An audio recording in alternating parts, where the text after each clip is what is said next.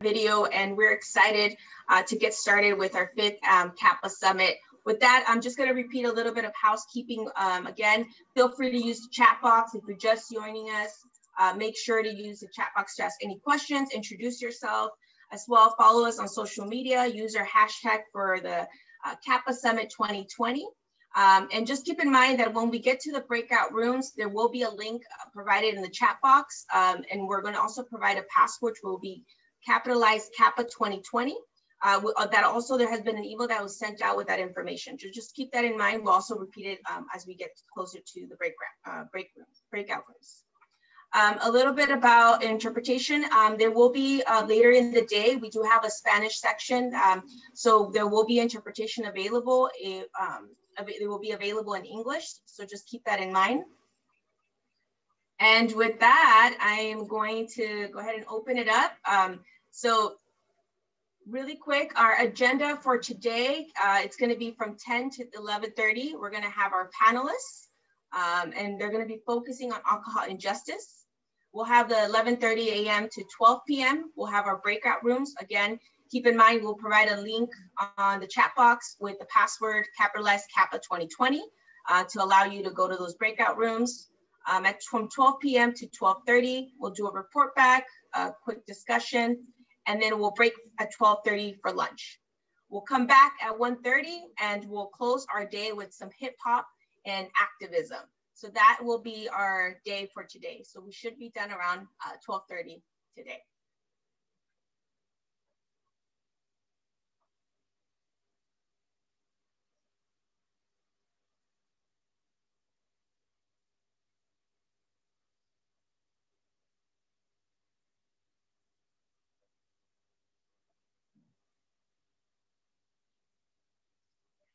So with that, I'm going to go ahead and start our 5th annual summit, which will be, so I'm going to go ahead and start by introducing myself.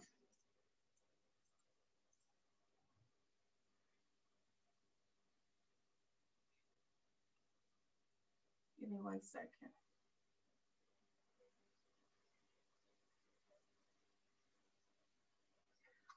So hi everyone, thank you for joining. My name is Veronica de Lara and I am the co-chair of the California Alcohol Policy Alliance. I am a project director of Public Salud and a board member for Alcohol Justice.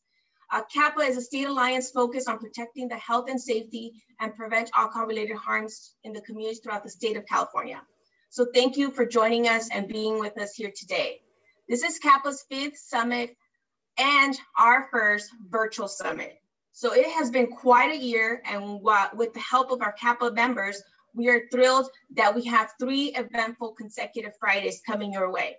This today, next Friday, and the following Friday. So get ready for this year's CAPA Summit, which is the movement towards social justice in public health. Now, every annual summit, we aim to go bigger and higher because as activists, we know the importance of staying in the struggle and fighting for what's right. Our communities are facing racial, ethnic, socioeconomic inequities during a global pandemic, and these issues have only been exacerbated, making our communities even more vulnerable to contracting COVID-19 and substance use. It is important that we call out the inequities and demand equality among all racial backgrounds. Our communities continue to be systematically oppressed, dealing with issues of health, care access, financial insecurity, housing instability, and more social stressors. Yet, the alcohol industry continues to use alcohol as a tool to oppress communities who are already exposed to alcohol access and disproportionately impacted by alcohol-related harms. During a global pandemic, there has been a lack of consideration of alcohol harms and misuse as public health risk factors during COVID-19. Our governing bodies have prioritized economic profit over health and the well-being of our communities. It is time that we call out those who take a blind approach to policies and decisions that disfranchise communities from reaching health equity. Call out those who allow for discrimination and marginalization of people. Call out those who oppress our voices and profit from us. Every policy, practice, regulation should lead with a social informed approach that seeks to protect our communities. It's time that those who lead with advocating for social justice by including all voices and inequities, address social determinants of health in our communities. Today, CAPA leads to create a movement towards social justice in public health. So let's do this. I want to welcome everyone to the 5th CAPA Summit. This year's theme is a movement towards social justice in public health. Today, we'll focus on equity and alcohol injustice. Our speakers are presenting different sectors that will be identifying the intersection of alcohol, social and historical injustices, from community violence to community health impacts. I am pleased to have them here with us today. With that, I will introduce our moderator for today, who will be presenting our speakers. Brenda Villanueva is the co-chair of Los Angeles Drug and Alcohol Policy Alliance and a chair of Rethinking Access to Marijuana, working to reduce the determined impacts of drugs in lives of young people in LA County. As a program director for Puebla Salud, she works to educate communities and adverse impacts of drugs and alcohol. She is also a member of the LGBTQ+ caucus, and the goal is to organize and amplify LGBTQ+ voices to advocate for policies that protect our communities. Thank you, Brenda. Good morning, everyone. I'm definitely very happy to be moderating this panel with these amazing people. I am also grateful for all of you to be joining us this morning. Our goal today with this panel is to share historical context of alcohol injustice, identify intersections and challenges with access to land and resources, and explore opportunities for alignment. Today, we have a great panel. We have with us Yvette Lopez Ledesma, Candy Lewis, Chancey Martel, Tasha Fridia, and Jose Guevara. And with that, I would like to actually open up for each one of our panelists to introduce themselves, and we'll start off by you introducing what's your name, your organization, and just the great work that you do within the context of your community. So we'll start off with Yvette.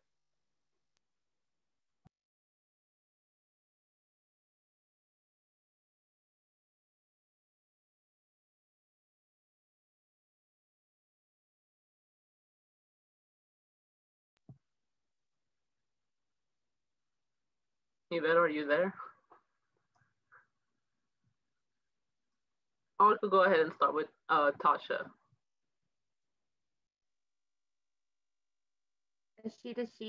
Hello, how are you all? Good morning. It's so wonderful to be with you. I am calling in from the Pine Ridge Indian Reservation in South Dakota, but I am from Oklahoma. My name is Tasha Friday. I'm Wichita, Highland Caddo. And I currently work for the Tribal Law and Policy Institute. We have a training and technical assistance center, which is called the Tribal Youth Resource Center. We work with prevention and intervention for tribal youth all across Indian country. So many tribes who receive funding from the federal government to host tribal youth programs, as well as tribal juvenile healing to wellness courts. So really working to stop substance misuse, alcohol misuse, and really trying to stop the school to prison pipeline and healing our communities overall. So thank you again for having me. I'm happy to join you. Thank you. Up next, we'll have Chancey Martel introduce herself. Good morning, everyone. Nice to be here. Shout out to ADAP. I see ADAP here as well. We've worked together for 26 years with ADAP. I am Chancey Martel. I'm the current executive director of the Thai Community Development Center. We have been around for 26 years. We address a lot of the social and economic inequities that many immigrant communities face. like access to culturally and linguistically sensitive resources and a lack of economic opportunities, lack of access to capital. And so we engage primarily in helping folks climb the economic ladder and become economically self-sufficient. But we also address the need to create a vibrant and thriving community, especially communities of color and communities that are predominantly minorities or immigrants. We work in the East Hollywood area of Los Angeles, which is comprised of primarily Thai immigrants, Armenians, and Latinx immigrants. And we help folks really understand how to have a voice in the development of their community through the planning process and land use process, but also how to seek to really ensure that there's equity, their resources, their amenities, and economic security and affordable housing and better paying jobs, living wage jobs, and other social programs that will help them really improve their quality of life.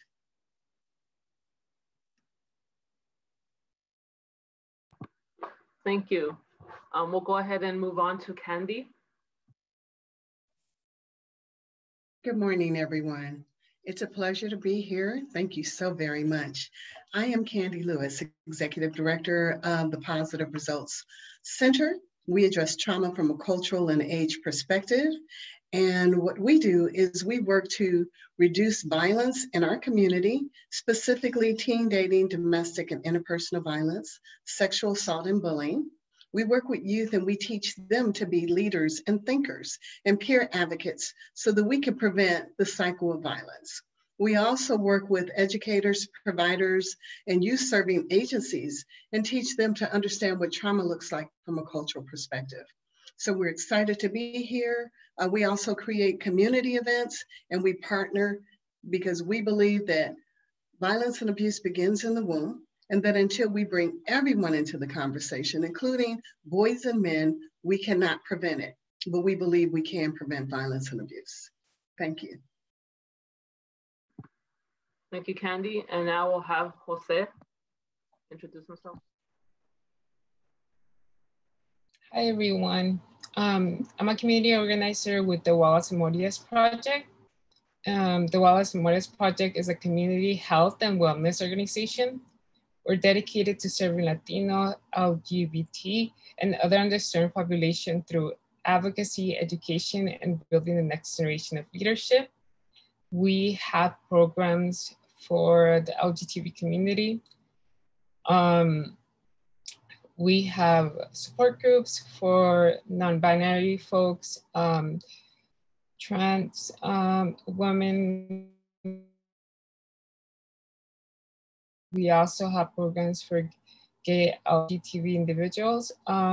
We try our best to have, to meet LGBT youth where they're at and to create a safe space for them to ask questions and to prevent them from substance misuse or substance abuse. And I'm glad to be here with y'all. And I see that Yvette is on with us again. Go ahead and introduce yourself. Hi, good morning, everyone. Yvette Lopez Ledesma with the Wilderness Society. Glad to be here. Thank you, Alcohol Justice, for the invitation. So I work for the Wilderness Society and we're a conservation organization. So we focus in on protection of lands, working with communities to protect those lands and creating access for them. My work focuses specifically on the access piece in 3 major metropolitan areas, LA County, King County in Washington, and Albuquerque, New Mexico. And so I'm looking forward to sharing with you all a little bit later today, just more about some of the challenges around access and just how the work is all very intersectional. You know, a lot of the way our communities are designed, same places that don't have access to nature and parks, the same places with a high number of alcohol outlets as well, a high number of, you know, just other disparities that exist. And so I'll get into that a little bit later. I'm just glad to be here. Thank you. Thank you. Once again, I'm very glad to have you all here with us this morning to open up the discussion of social justice within public health. My first question, and also please let us know and feel free if you do want to share a slide to kind of open up the discussion as you speak. But the first question that I have, and we'll go ahead and start with Chancy. What are some of the most important social injustice issues that you see in the context of your community or your work? And what, if any, is the substance use or corporate exploitation connection? Thank you for that question. Well, we started organizing in the East Hollywood area soon after the civil unrest of 1992, better known as what folks usually call LA riots, but we see it more of a social unrest and upheaval resulting from just a history of neglecting poor minority communities in the inner cities of Los Angeles, or inner urban areas of Los Angeles. And that was the really manifestation for the upheaval and unrest, the growing economic and social disparities, and the lack of investment, lack of capital infusion and economic development for these communities. And so, and then to compound that with police brutality. And so we organized right after that, in the aftermath, because that crisis had left devastation in its wake and had adverse impacts on many communities. And in the rebuilding process, they were not receiving the adequate resources to rebuild and to reopen the restaurants, a lot of them, and also their businesses, and a lot of them were displaced from their homes. And so we and seeing that there's been a history, especially in East Hollywood, of neglect in terms of just any kind of urban, just any kind of urban amenities, social amenities, and then also lack of programming for youth and for seniors, and lack of culturally, linguistically sensitive services, and then a lack of public infrastructure. And so that led to urban decay and led to blight and led to just no investment in the community at all. And so as a result, we campaign for the designation of Thai Town in East Hollywood to really give a control over to the local community and give them a voice to plan their neighborhood and to make it a more equitable neighborhood that will be more thriving and vibrant, and a neighborhood that will really declare itself as a neighborhood worth investing in, that have community assets, the assets primarily being just the diversity of East Hollywood, because you have in East Hollywood, you have Thai immigrants, you have Armenians, you have Latino immigrants comprising this neighborhood.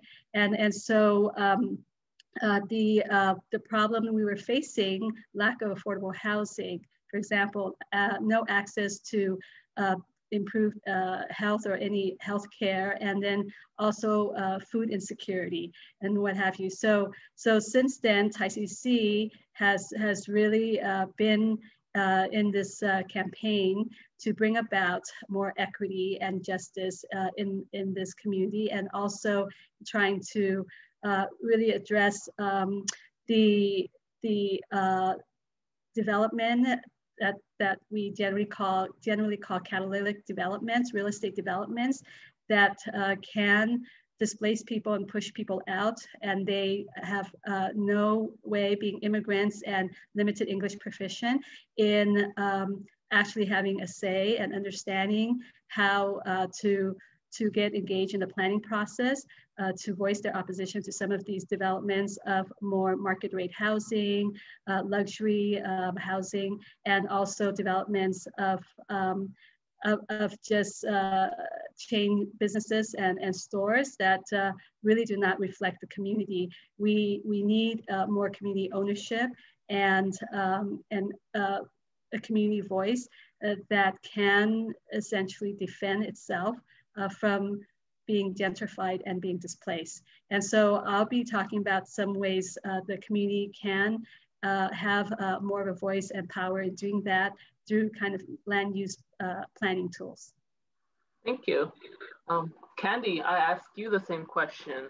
What are some of the most important social injustice issues within the context of your community and your work, and what role has substance use played in that? So to me, everything focuses around our health and welfare. We are constantly bombarded in our community with violence. And so violence is very important, because if we do not feel safe in our home or in our community, we can't thrive, and that means we can't grow. And we are seeing violence increase. And when we add in the concept of understanding how alcohol and substances play a big role. So our focus is about dating, domestic, and interpersonal violence. And because we believe that violence and abuse begins in the womb, that means that it starts at home. And if it's starting at home, then we have to look at the factors of our mothers, our fathers, our community, those that are surrounding us. And if they're not healthy, we're not healthy.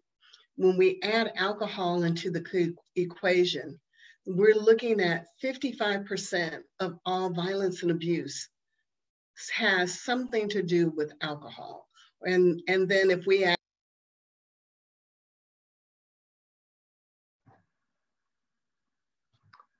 I think she caught up. We'll have her finish off when she comes back.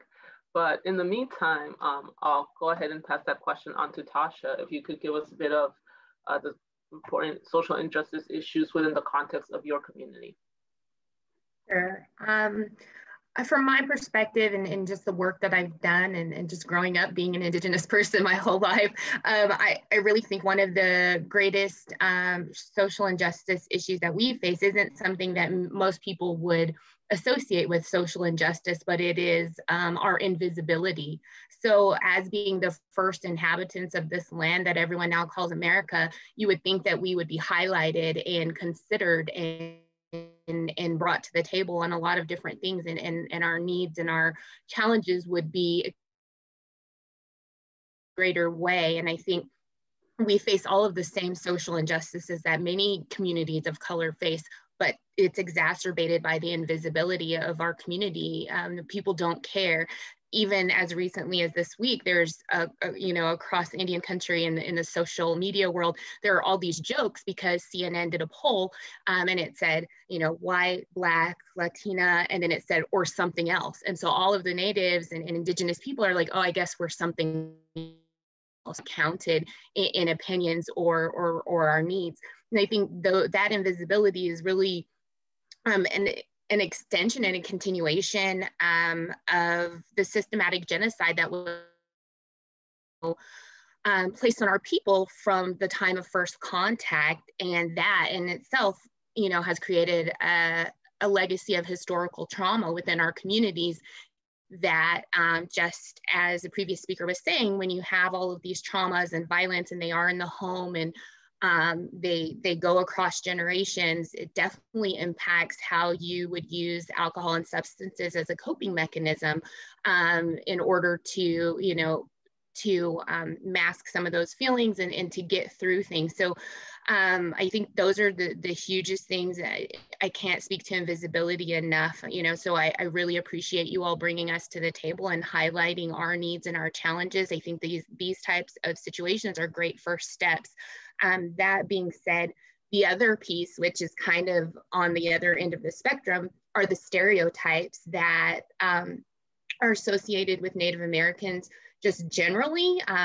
We get money, we get free education, we have everything we need in the way of resources, or that we are alcoholics and alcohol affects us in a different way, which is, you know, not necessarily the case genetically or otherwise. And so we really face a lot of stereotypes that promote the different social injustice issues that impact our communities. And then just seeing us as less than human as far as like mascot issues, we've seen a lot of that come recently, and all of that affects the well-being of our children, the future generations, how they feel about themselves. Are they empowered, their self-image? And we see that, I know one of the follow-ons to this question had to do with like corporate exploitation. Our culture is culturally exploited, even in the realm of selling alcohol and like I was shopping for a friend and I saw a flask and it said fire water and it had like a native with a headdress on. And so those things are all impacting our children and our communities and how we see ourselves and what we associate ourselves with. So the stereotype of a drunken Indian is definitely something we're trying to get away from. I also have a friend who does a lot of research and things like that. And one thing that she's expressed to me and really makes me think within our communities is that in our communities, a lot of times we're all or nothing, right? So we are either we're the drunken Indians, or we're just drinking and binge drinking, or we're completely abstinent. And so where is the middle ground where, you know, we can be healthy and use things responsibly if that's what we're gonna do? So really looking at all of those issues. But I think generally those are, you know, the social injustice. And then we have other criminal issues that are associated with substance use and alcohol use. The missing and murdered Indigenous women's movement is happening now because a lot of times alcohol and substance misuse are associated with how our women are trafficked or stolen or get into these situations of risky behavior. So I'll stop there, but those are some of the impacts that we see in our community right now.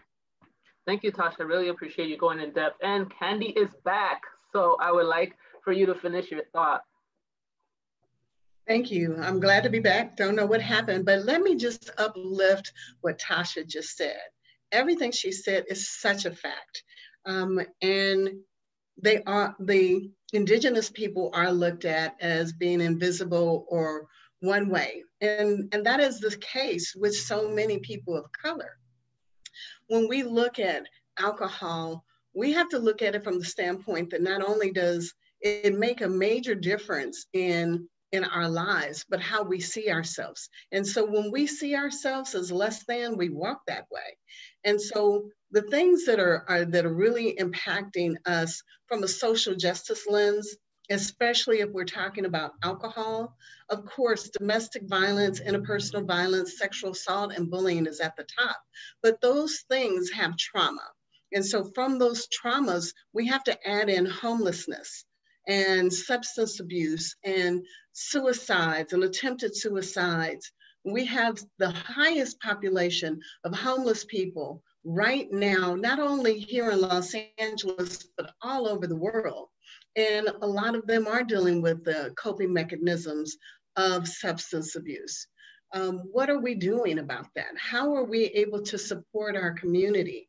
There are so many wrongs right now, but there's so many rights. This conference is one of the rights. This to uplift the voices of the people here and to really highlight what the concerns are is key and critical. And so I really want to just focus on addressing violence from the standpoint of it being in our home. And if it's in our home, it's in everything that we do. And we have to learn how to change the narrative. And instead of shaming and blaming us for the interpersonal violence, the intergenerational violence, and the trauma, we have to figure out not only what has happened to us, but how do we move forward? And we have to change it into a positive as opposed to a negative. There's too many negatives, and we can live in this negative world, or we can figure out how we can change it. Awesome, thank you for that. And I also want to extend this over to Yvette. I really like that we're getting to, you know, break it down by the context of each and different, each community being represented on this panel. So Yvette, I ask you the same question. What are some of the most important social injustice issues that you see in the context of your community, and how does substance use play a role into that? Yeah, thank you for the question, Brenda. You know, in my work focuses on access to parks, right? We all know the benefits of parks. It's about health, right? A lot of the work around social justice is about health. It's about having better outcomes for our communities, and everything that everyone has said before me is so spot on. And I'm just over here doing all the snaps because it's very real. When we talk about access to parks, we can't miss the opportunity to speak on the connections between our land use planning in our cities and how our cities are designed, how we go from a natural environment into a built environment to then try and add in nature again, right? And who gets access to that built nature? We know that a lot of communities don't. And I have a slide, and if I'm not sure if Myra can bring it up, but it's like the fourth slide in my packet of slides. That is, it's a map that shows LA County, and what it is, it's a map that's taken from the LA County Park Needs Assessment. And what that did was it created sort of like an inventory, right? In the data, like we now see where are the communities that have parks and where are the communities that don't. And we know that through this data, what was found was that about 52% of the county is considered either high or very high need of park space. And as I mentioned in my earlier remarks, these are also the same communities that we know have a high presence of alcohol outlets, of car accidents, of pedestrian incidents, right? Of bike accidents. Like there's a lot of fatalities, there's a lot of violence in the home, right? These are a product of, we take it back to the early days of planning, and what we're still dealing with is redlining, right?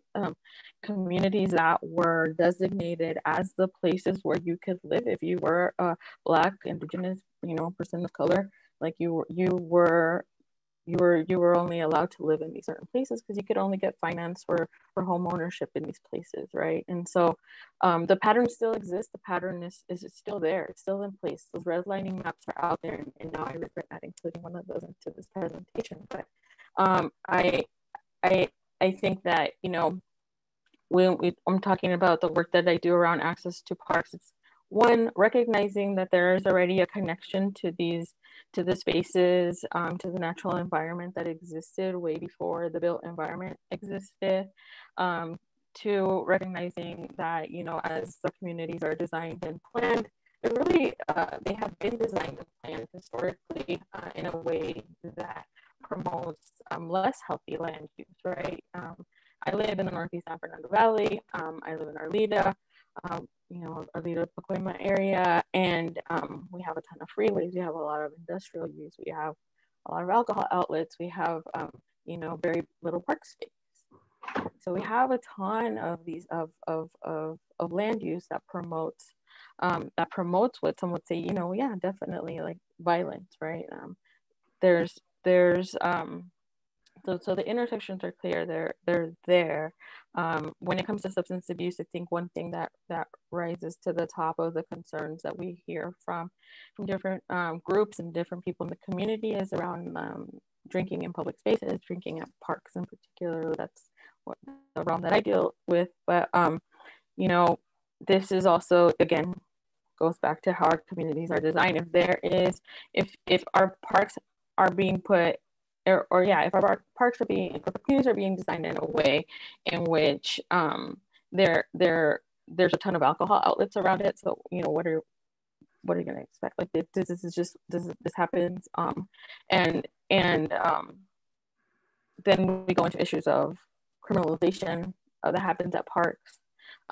So there's so many layers, and I think we could do like a whole other summit on all these issues that exist due to the negative incompatible land uses kind of working together to keep communities unhealthy, that exacerbate issues of violence in the home.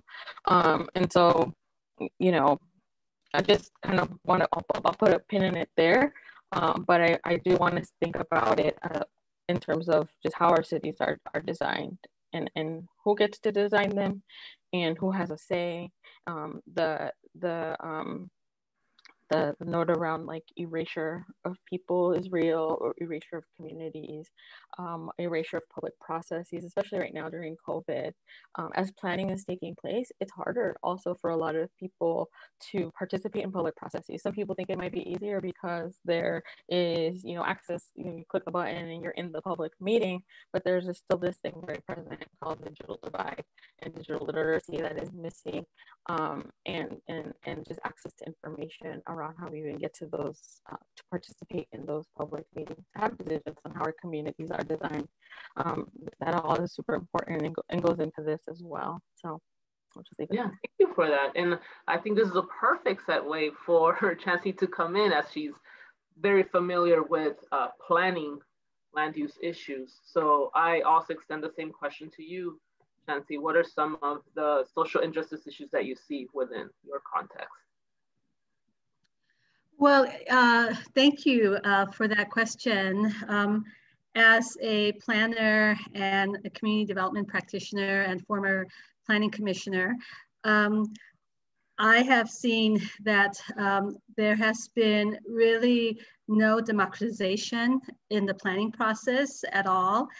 Sadly, even a city as diverse as the city of Los Angeles, we have many families, households, individuals who are really closed off from the planning process because of their limited English proficiency and their really inability to access the planning process. They really have no idea that planning is being done in their neighborhoods right under their nose, that they could actually play a role in directing and guiding and having a say in. And so it's really important that the planning world really are attuned to the community and have the pulse of the community and are on the ground in the community.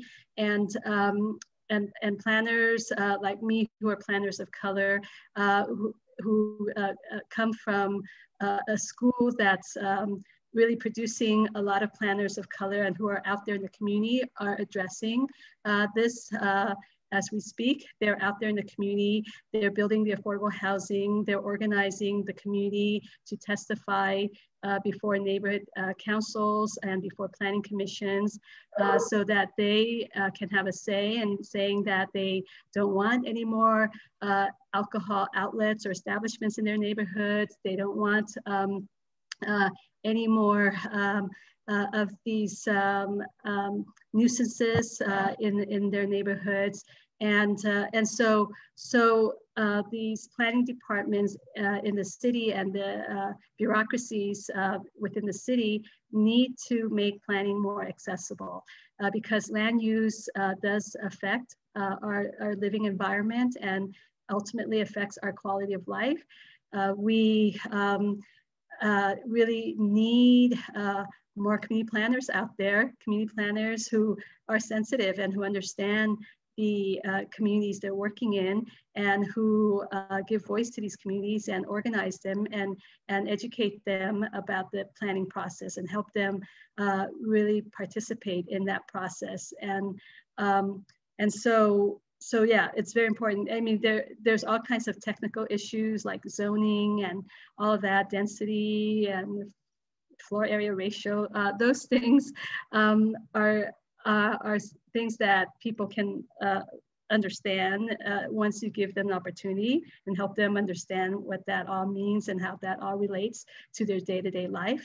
It's really important that they understand that planning can relate to your day-to-day life because, you know, you could have more social amenities, improved infrastructure, and enhanced community environment, more greenery, more open space, more setbacks, you know, less alcohol outlets and establishment, and just more affordable housing, which is so key and critical because there's not enough of that.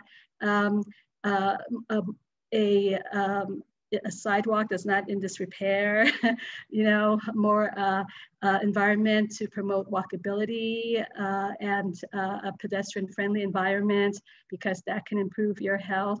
And then a community that's also more sustainable, where you have less greenhouse gas emissions, and you could actually walk and breathe the air, you know, and also you can bicycle, and you know, less cars in the area, more bikeable, more pedestrian friendly. So all of these contribute to a just, equitable, sustainable community that's going to make it a healthier and more vibrant and thriving community. And also, of course, promotion of small businesses that are locally owned, and then job creation that really provides opportunities for people to have a better quality job with benefits and with living wage, so they could afford to live and support their families. And so we should be planning from the context of equity and social justice always. Awesome, thank you for that, Chancey. Last but not least, just to get a context for your community, Jose, what are some of the important social injustice issues you see within the context of the LGBTQ plus community, and how does substance use play a role into that? Yeah, so I grew up in El Sereno, and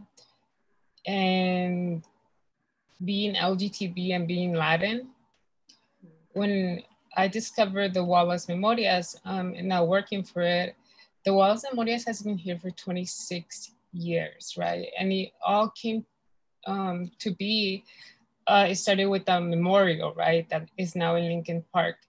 And it saw a lot of pushback when it was trying to be built by folks that said that this doesn't belong here. And it's something that we hear a lot when we talk about LGBT youth of color or LGBT folks of color in general, that we don't belong here because a lot of the times our parents, our community, they don't see us. But the monument was built, and I think that that's a significant statement, right? Because oftentimes you just see ourselves in like West Hollywood, that's where we're supposed to be. But and it was built in honor of HIV and AIDS, which oftentimes is linked to alcohol and the misuse of substances. And that's what that led to a lot of encounters that were not safe. And to this day, we're still seeing rates of HIV go down, but not in men of color, not in Latinx communities or African American communities, right? And you know, we offer STD testing and HIV testing, and it's really important even now because our youth kind of have forgotten about that HIV and AIDS epidemic because it was so far-fetched, but the access to alcohol and the way that we, you know, it's kind of the way that we hang out with each other kind of has to do a lot with alcohol, going to WeHo, like, you know, when you come out of those places, you're intoxicated sometimes. And that's something that's still going on right now. And then you see that those spikes in men of color getting HIV and AIDS again. So I think that what we do at the Wall is really important. We meet youth at when they're young, and we talk about this. We also try to make sure that alcohol isn't so accessible, right, in our communities. Like sometimes you know that one liquor store that doesn't card, right? Because they don't really care. They want to make their money. So I think it's really important that it's really important that we recognize that alcohol is an issue because it's just a building block, right? Like it's just a building block that now we're seeing meth come back. So that's how I see the issue of alcohol as being someone who's LGTB and being someone who is part of the LGBT community, but also being of color, right? You really don't know where you fit, and you just, at the end of the day, you really just want to be accepted. And I think places like the Wall they're really important to have that acceptance that oftentimes are not found at home. That way, youth doesn't start coming. There's like house parties and things like that where alcohol is not even controlled. Like you don't even know what you're drinking at that point. But yeah, that's how I see alcohol as something that is very harmful to our LGBT communities and to the LGBT community. Thank you for that answer. And I actually want to point out that somebody asked a really great question on the Q&A. And so I kind of want to address it because I think it kind of goes in line with the discussion that we're having so much about intersectionality and what that looks like in the context of our communities, but also where there's work where different communities can work together to address some of these factors that are not being addressed. And Jerry Hall asks, how does addressing so many symptoms, in parentheses, violence, homelessness, SUD, suicide fit in the context with a national strategy of reconciliation and reparations with BIPOC or BIPOC? They don't appear to be linear, but it will be awfully challenging to address the former without addressing the latter, at least simultaneously. And I saw that Candy, you did kind of answer in the Q&A, so I wanted to see if you could share with the entire group, kind of expand on that a bit. Absolutely. Thank you so much. And thank you, Jerry, for asking that question. First off, people do not look at violence in the same concept of reparations. Reparations is really focused on racism and economic injustice and exploitation. However, they're really all the same. So if we put things into context, when we're talking about dating, domestic, interpersonal violence, and sexual assault, this was and has been a pandemic long before the pandemic that we're in right now. And to give everyone a better understanding, if we're talking about violence and abuse, we're talking about that every 9 seconds in the United States, a woman, a woman is abused. That's every 9 seconds. But what we're really not seeing is that's only in the United States. That's only a woman. That means that someone who's 11 or under is not even included in that conversation. And most of the violence and abuse happens when people are younger. Additionally, that's only those people who reported it. So if we looked at everyone who didn't report it, everyone who is under that age, that number probably drops down to every 2 or 3 seconds that someone is being abused in the United States. And that's not even included in the world. And if we really looked at it, most people don't want to have the conversation about violence and abuse, especially the interpersonal, domestic, the generational and sexual assault, because that means I'm going to have to pull the cover off of what's going on in my house. And so we don't really want to get close enough to figure out, why is this happening? Why is this continuing to happen? And that's why we have these conversations. I know far too many people, not just survivors, but people that are doing this work who are still involved with the person who has caused harm to them. We still have to show up for Sunday dinner. You might still live in the house with the person who has caused you harm. And I don't know a single person who has not been impacted by some form of violence. So until we bring violence and abuse into the conversation, we will not solve all of our harms in this world, because everything, no matter what you're looking at, if you're looking at homelessness, poverty, you're looking at abuse, you're looking at racism, sexism, or anything else, if you dig deep, pull back the layers, you're going to find domestic violence, sexual assault, bullying. We have far too many people that are using all forms of substances to mask the pain of the trauma that they've experienced as children or even as adults from being sexually assaulted or being abused or being called everything but a child of God. And it doesn't matter your race, your sexual orientation, your ethnicity. But I will say this, when we are talking about people of color, when we are talking about our LGBTQIA family, and they are family, because let me just say this, I'm sorry, I have to digress. What your sexual orientation is should not have anything to do with the fact that I love you. Because you are my child, and I have a daughter who is a queer. She identifies as a queer woman of color. She is a fairy princess mermaid gangster for the revolution, and I love her, and I love her entire community because they are also my children. And so until we get past our homophobic fears, our racism, our sexism, and all the other bull crap that comes into it, until we start seeing people as people and start learning how to love ourselves in spite of the bull crap that has happened to us, we will never move forward. That's all I got to say. Woo, you got us fired up, Candy. That's one way to start it. And I want to open up to all the panelists who are actually pinned right now. So I want to open to anybody who else wants to expand a bit on what it means within their context and what other answer they have for that question. And if you need me to repeat it, it's basically, how does addressing so many symptoms fit in the context with the national strategy of reconciliation and reparations with BIPOC?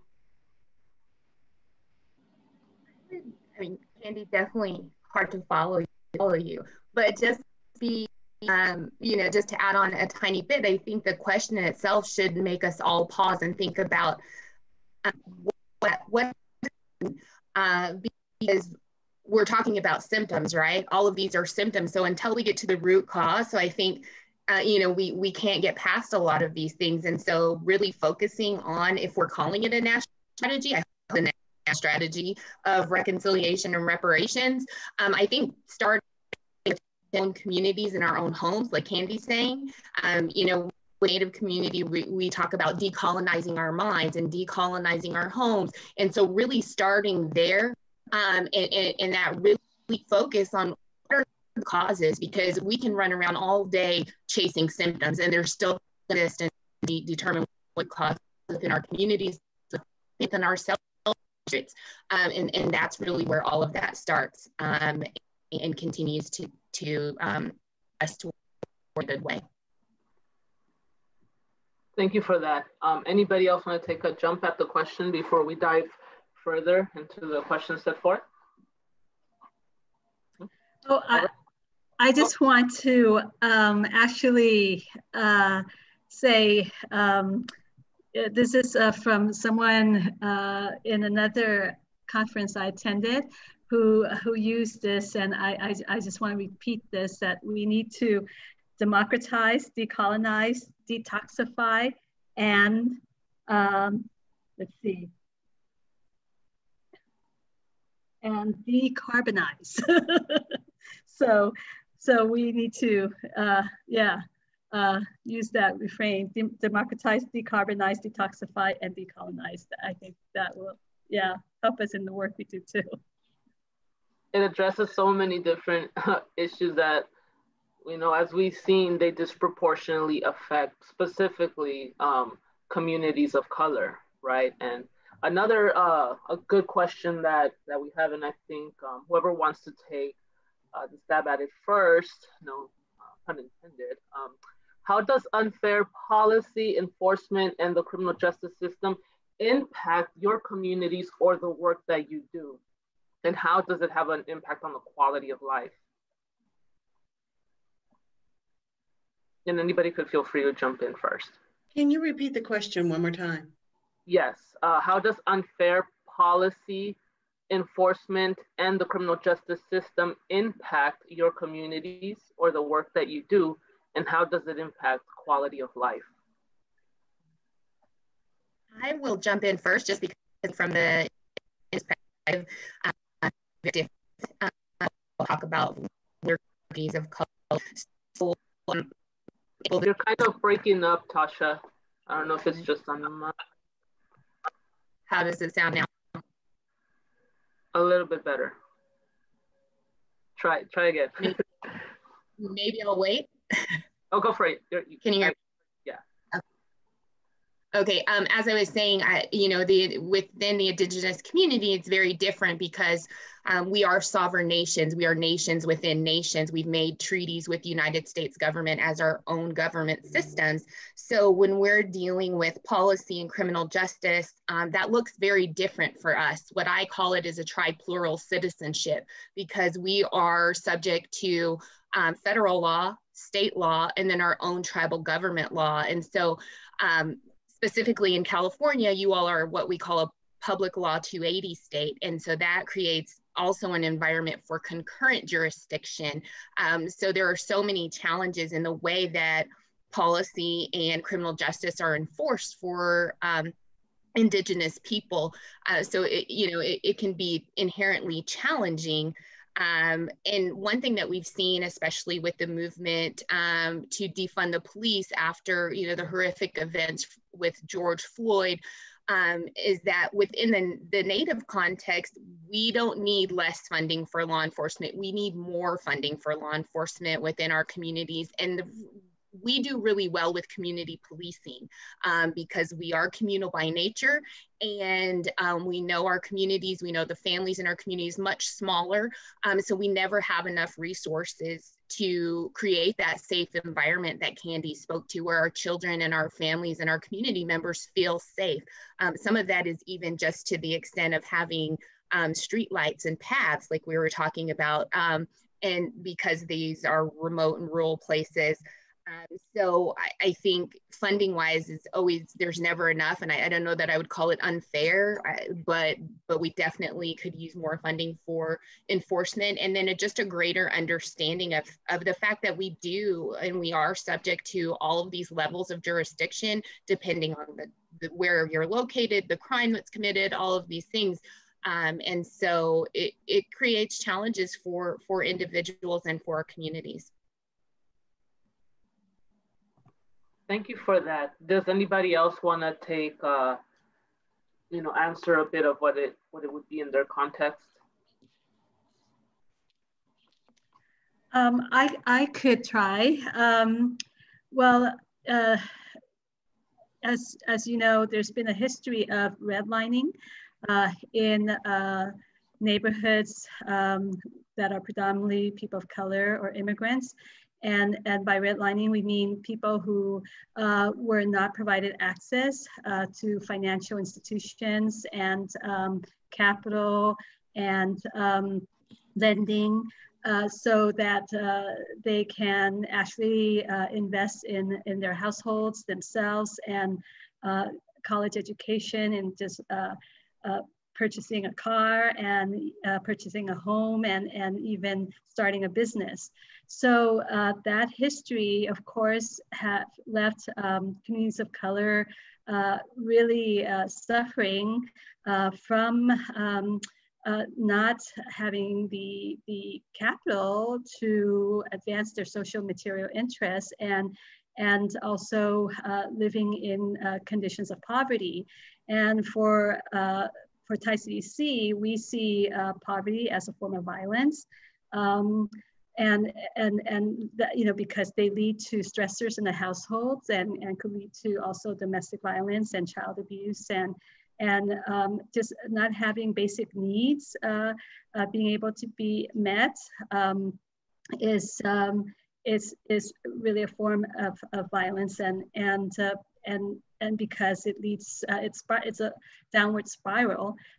You have then you end up suffering from mental health issues, and then maybe increase your dependency on substances to give you that high, or just to at least put you in a state where you can pretend for a minute that your life is not worthwhile, So, and yet what we see in this kind of economic system that we have is we have really the sort of the promotion of these kinds of temporary, you know, satisfaction and relief in these communities that could really just exacerbate the problems for them, like more alcohol establishments, more liquor stores, more advertising around alcohol, etc. And so, because they are preying on people who are already vulnerable and in, you know, a state of weakness, and in a moment of weakness, they then have this kind of hopelessness and despair and can't turn to anything, because there's no one providing them with an opportunity to really go beyond that and be able to help themselves and their families and improve their communities. So yeah, so that's sort of, yeah, what we see. And so if we can work towards not just regulating alcoholic establishments, but not allowing it to saturate, you know, neighborhoods, especially neighborhoods that are poor and predominantly immigrants or minorities, but also should be looking at zoning that will not allow nuisance businesses to dot the landscape of that neighborhood as well. Thank you for that. Anybody else want to take it on? I definitely did. Oh, go ahead, Kim. Are you can go ahead. No, I'll go after you.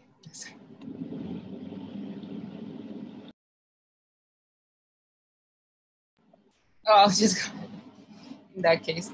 Well, I just think as she was talking, that's definitely like about the high and what you're willing to do for it at one point. And I by no means want to pretend that I know what this means, but I do understand and have heard about how our trans women and sisters, you know, a lot of the times they get detained for having to work the only place that they can make money, right? And that's something that criminalizes them, that doesn't give them a chance to have a fighting chance, right? And they'll do anything for some alcohol, you know, the addictions. We don't have it. And then when they go to prison, what happens is that they're put in the wrong place. Sometimes they come out of their, most times folks come out of prison worse than they went in, right? And the same is to say for other members of the LGBT community, but we really need to realize that a lot of our trans sisters are suffering. They're really suffering from alcohol, from disease, from mental health, and there isn't a lot of help that you see out there, right? We have, you know, some folks working on it, like Trans Latina Coalition, and some other ones, but it's just criminalization just doesn't send them. It's not mental health. It doesn't rebuild them. It kills a person at best, right? It strips you of your humanity, and you see that not just with trans people, but with anyone that goes to prison. Half of the issues, I believe, are mental, and the other ones are addiction issues. Money is not going there. The money is going to criminalization from private prisons because it's more lucrative at the end of the day.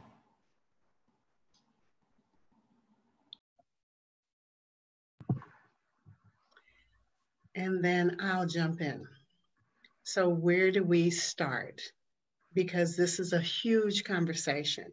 There are girls in middle and high school, and even women that are arrested because they will go into a store and steal sanitary pads because they don't have the money. And because they're stealing sanitary pads, a need, they're going to jail. Who does that? Here in the United States, we do. We have a Black person who could have a cell phone in their hand in their own house and be killed. We have seen where people that are not of color, and I'll specifically call it out, white people who have gone and murdered mass number of peoples, and they've been taken from that place. They've been arrested calmly. They've been taken to get something to eat, and then they get to go to jail. Whereas we never have an opportunity to have a step. We might be going the other way and shot in our back. If we're talking about, even in our homes and in our communities, we're being priced out of our own communities, where we're not able to buy something, buy an affordable home.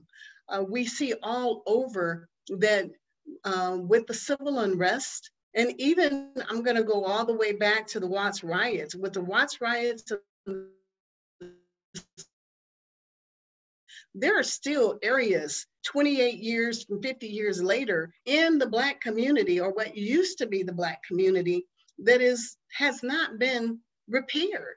Less than 2 miles from Vermont and between Vermont and Manchester and 83rd Street, and that block is still destroyed from violence that happened 28 years ago. That's only because we're in a community of color. Had this been anywhere else, that never would have happened. And I believe it has systematically been done so that we will say, you know what, forget it. Forget it. I'm just going to not do anything. And then we get pushed out and someone else will come in, buy it up for a little bit of nothing, raise the property rates, the property values, the price of that home, and we'll never be able to get back in. And so there's so much violence and harm. And I forget which one had said it, talking about the banks. The banks don't give loans. And if they do, they're high rate loans. And there's nowhere else in, I should say, in other upper mobile areas, you don't see paycheck loans. And those kinds of places that are doing business. Those are like stores, and we go there on a weekly and bi-weekly basis, when instead we should have the opportunity to have economic freedom. 48% of Black people in Los Angeles in certain areas are unemployed. 48%. That in itself is a travesty. So these are the things that impact us. And then one last thing, if I talk about especially our LGBTQ community, our foster youth, and those that are homeless, there's a lot of survival sex. And when there's a lot of survival sex, there's also a lot of harm, there's a lot of danger. Why is it that the people who are forced to engage in survival sex are arrested, but the person who is purchasing this, they're walking away free? We need policing the community and do a better job. We have to also look at how we are providing resources and services to the community. Why is it that our schools are falling down? Why is it that there are holes in the roof and there's rats everywhere? And why do our schools look like prisons? Those are just a couple of things. If I can add on too, thank you so much for that. That all spot on. Candy, you mentioned the note around displacement and then the gentrification that happens too. And I wanted to just expand a little bit on that, because what we're seeing at parks and what we've seen, not just here in LA, this is not unique to LA, but this is really all over the country, is a rise in homeless or houseless populations in the parks, right? But also what we're seeing with that is a very, very deep criminalization of the houseless population. and not just happening at parks, but in the public realm, on sidewalks, on, you know, different streets of vacant lots. We've seen a lot of that recently, but in the terms of parks, you know, people might have seen recently too. There was a lot of media attention focused on the. I hope this helps my mic because it's been happening all week, so be patient with me, please. In terms of the parks, what we've seen recently are things around Echo Park Lake, and a lot of criminalization of the houseless population there. There's also movement at LA County Department of Parks and Recreation to there was a motion from Supervisor Mark Ridley Thomas to take some funding and take that from the Sheriff's Bureau and look into alternatives to community safety at parks, which is something that makes us excited through our Park Equity Alliance work that we do, to really think about how do we make sure that parks are a place of community ownership, that the communities that are where the parks are located have a say, and not just a say, but really are the ones, you know, when they say, you know, having a seat at the table, that it's their table, and we're the ones that have a seat at it, right? And that we're coming together to find solutions that are community based and community rooted and sustainable, because this is for the long term. We want to get to a point where our communities feel safe and protected as they have for generations by one another, right? You trust your neighbors in our communities. We trust our neighbors. Word of mouth is still the way things get around. That's the way information is shared. And building, you know, rebuilding in some places even the fabric of our communities that has been really torn because of issues of displacement and gentrification. And then when new pretty projects come up, you know, who are those for? They're not necessarily for the people that were like born and raised there. They're for people that they want to attract to those places, right? So this is all just cyclical, all related, and I'm just really enjoying this dialogue and conversation right now because my wheels are just turning. But yeah, I just wanted to lift that up, that these issues super related, super intersectional, and in terms of the houseless population, we can't also forget to mention just how really criminalized they have become over the years. Awesome. And actually, before we jump into the next question, I just kind of want to read some of the feedback that we've been getting on the chat. And Steven said, the lived experience perspectives being articulated on this panel is a treasure. It needs to be shared far and wide. Patty agrees. They're saying that you're describing structural racism perfectly. And somebody else put, Gilbert put, systemic racism is a real thing and it cannot be denied. Jorge put, they removed parks to take away democratic spaces and instead privatize our communities, which takes us to the next question. And I would actually like either Chancey or Yvette to take us a jump at it first, given that we have a commissioner and a planner on board. But the question basically is, how does access to land and resources, or the lack of, negatively impact our communities? Go for it, Chancey. Go after.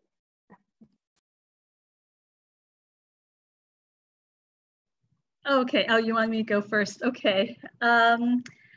Well, we've been addressing this for 26 years around the lack of ownership, ownership of your community's vital, critical resources, and just even home ownership as well, your own living space and your own dwelling unit, and so when you have really no economic power, because with ownership comes economic power. You then fall into the margins and have little in the way of a voice and leverage and ability to really have control over your life and the livelihoods of your community and your family. And so for us, it's really critical that people understand that they need to not fear just confronting the powers that be that can take over that sense of ownership in your community. And so you've got like powerful developers coming into communities, for example, in communities of color, and they've got a lot of capital and they've got a lot of leverage. They've got also not just economic capital, but political capital. And you've got a political system that is beholden to them. And how are you, as a low-wage worker, maybe undocumented, and speaking absolutely no English, are you able to fight the development coming into your community that's going to take away all this affordable housing and disrupt the social fiber of the community that's been there for decades, and then push aside everyone who've made a life there and take away all the minority-owned businesses in that neighborhood. I mean, the odds are, if you look at it from the developer's perspective, these folks won't have a fighting chance, and they won't be able to really come up against you. And so you're going to just kind of go ahead and plow down that neighborhood.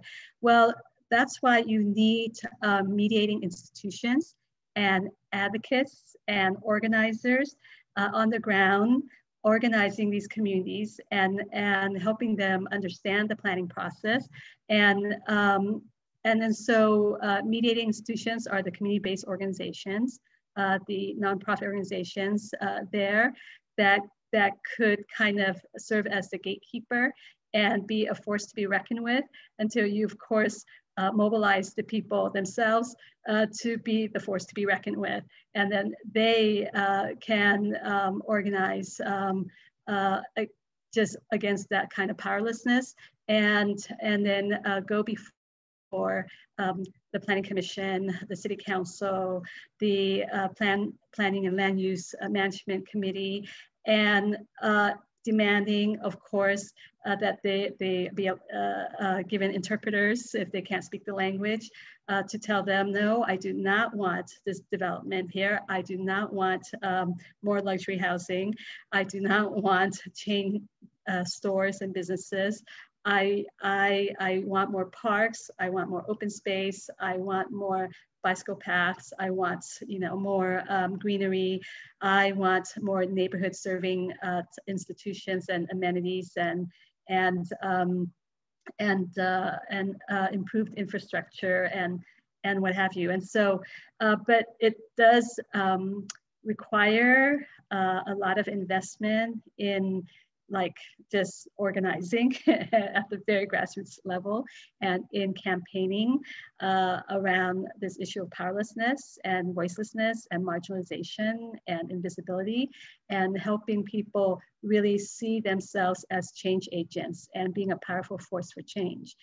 So in my 3 decades of organizing work in the community, it is not easy. It really, there's always a price for justice. You pay a price, and that means, sleeplessness and no sleep and no time with your family, and just really being out there, and then hoping that the community themselves, the community members themselves, can also then take over and lead the effort, because you're really just an instrument to, facilitate, and you're a tool to facilitate that process, because they themselves need to take over the organizing and the campaign work and lead that effort, as they are the only authentic voice to carry the message to all the powers that be.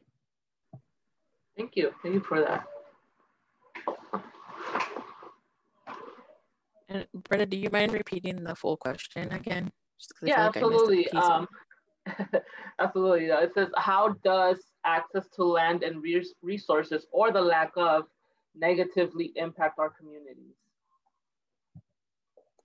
Yeah, well, I would say that the lack of, I don't want to, I mean, I fall into the trap of operating in like this deficit mindset sometimes when I'm talking about issues, but like, I think the lack of access to land, which is a shame, right? Because if like, let's go back into history, let's go back into the history of this country, and even still present day,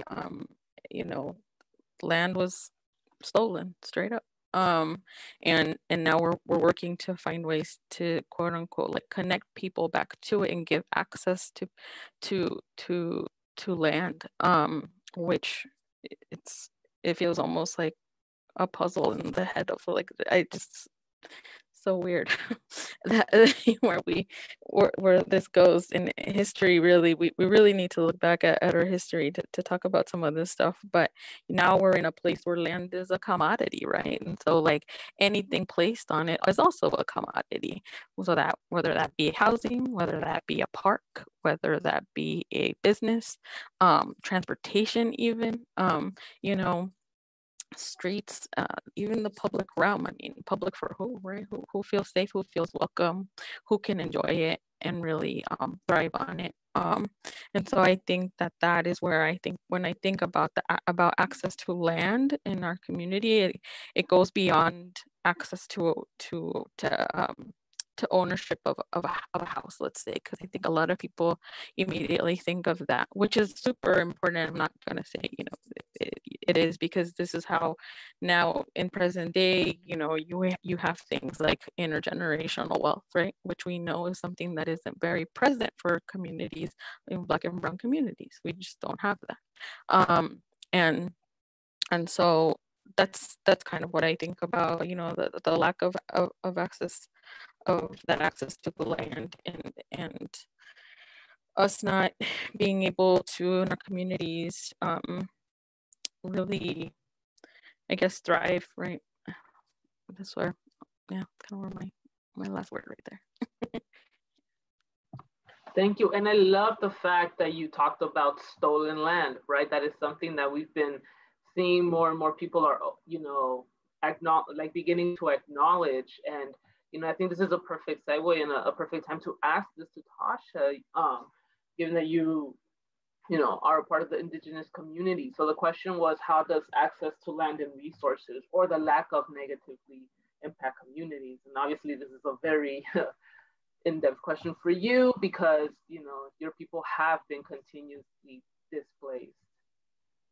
Absolutely. So yeah, we are seeing a trend of people doing land acknowledgements, which is a great first step of whose land are we on today, whose Aboriginal territory are we on. Like I said, I'm from Oklahoma. That is the ancestral territory of the Giddy Giddies people, my Wichita people. So I get to actually live on the land that my people were always on. However, that's not generally the case. So when we look at land in the context of Native American community, we have a lot of access to land. That we're not usually too short on land, but we were always given, the least desirable land, the land that couldn't grow anything, the land that was super remote. For instance, I said today, I'm on the Pine Ridge Indian Reservation, one of the poorest reservations in the country.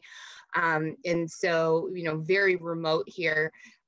So we have land, but what do we do with it? And maybe it isn't the most fertile to develop businesses and things like that. And I think the piece of it being remote and rural sometimes that is the determining factor on our access to resources.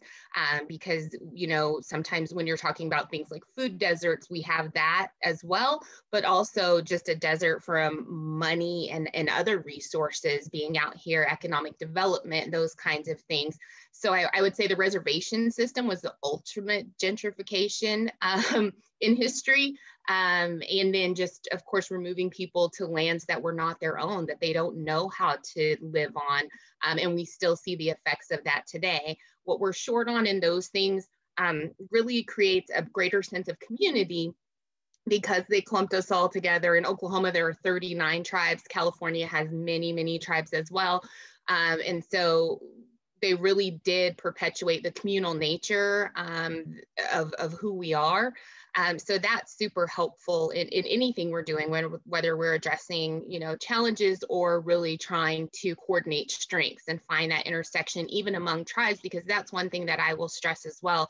While I sit here and I work with many tribes, and definitely not representative of all tribes, there are over 500 federally recognized tribes. And everyone has a unique culture and a unique experience and story. And so I would encourage, I think there was a question in the chat as well, like what can we do? What are the decolonizing efforts that can kind of be replicated or used to further these movements that we're all working toward? And I would say start locally, look at the tribes that are in your area, figure out what they're doing and support that, because there are so many tribes and experiences. I think the other piece to your question, as far as the economy of it all, is that over history, we've seen a lot of predatory behavior from outside entities coming into our communities. I would say snake oil salespeople, if you will, really trying to exploit what we have, whether that is our natural resources, our sovereign immunity, our special tax considerations, if we're looking at things within an economic and business perspective.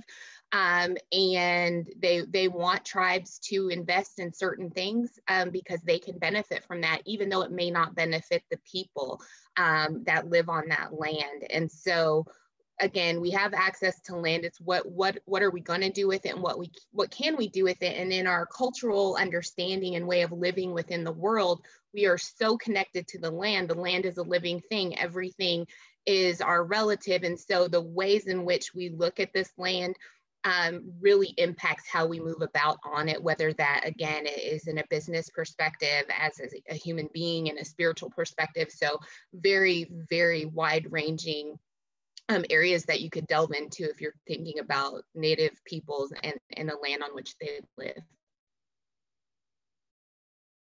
Awesome, thank you for that thorough answer. And there have been some of comments on the chat that I kind of want to share. Bruce said community and collective ownership of land that contains and supports affordable housing and small businesses in perpetuity is essential. The community land trust model is a growing approach all over California. Robert put, as a state alcohol regulator who cares but is stymied by the legislative and political process, especially on the local planning and zoning level, how can we continue to make policies that matter? Great question, and I really hope that gets brought up in one of the breakouts. And you can feel free to go ahead and answer that as well. And then Stephen put, built environment without concern for community equals pollution, poor health outcomes, fewer employment and educational opportunities, less availability of healthy food. And these are partial lists of social determinants of health and the conditions in which we live our lives. I kind of do want to go back to that one question. How can we continue to make policies that matter? Does anybody want to dive into that real quick? I can speak on that a little bit. So, you know, having worked with public agencies in the past and even currently, but before coming to the Wilderness Society, I used to work with Pacoima Beautiful, which is a great grassroots organization located there in Pacoima doing environmental justice, social justice work for many years, so over 20 years. And some of the work that we did there was with Cali, PA. And so in terms of the environment and trying to regulate particularly businesses that were polluting businesses in areas around Pacoima and Sun Valley, we hosted a lot of community workshops, right? And not that everything has to be in workshop form, but I think what I'm trying to get at is that in putting together policy, you have to do it with community. You have to do it with the people that it's going to impact the most. And it can't be this top-down process, because when we say matter, it's like matter, policies that matter will matter to who and for what purpose, right? And what's the intent behind them. So just thinking of centering community engagement, community outreach in your processes. That's the advice I would give, and that's what I would say is key for being able to make that happen. Awesome. Anybody else want to jump on it before we get to the other question? I definitely concur. We must bring it in and have real, honest, real talk conversation. We can't have it from a political standpoint. It has to be from a community standpoint. See, we are not the hood. We are a neighborhood, and the neighborhood is made up of collective of people and families. And what happens in that community directly impacts what we do and how we live. So if there are no parks in my community, where do my children go to play? Do they play in the street? And if they play in the street, then how are law enforcement officers viewing them? Are they a problem?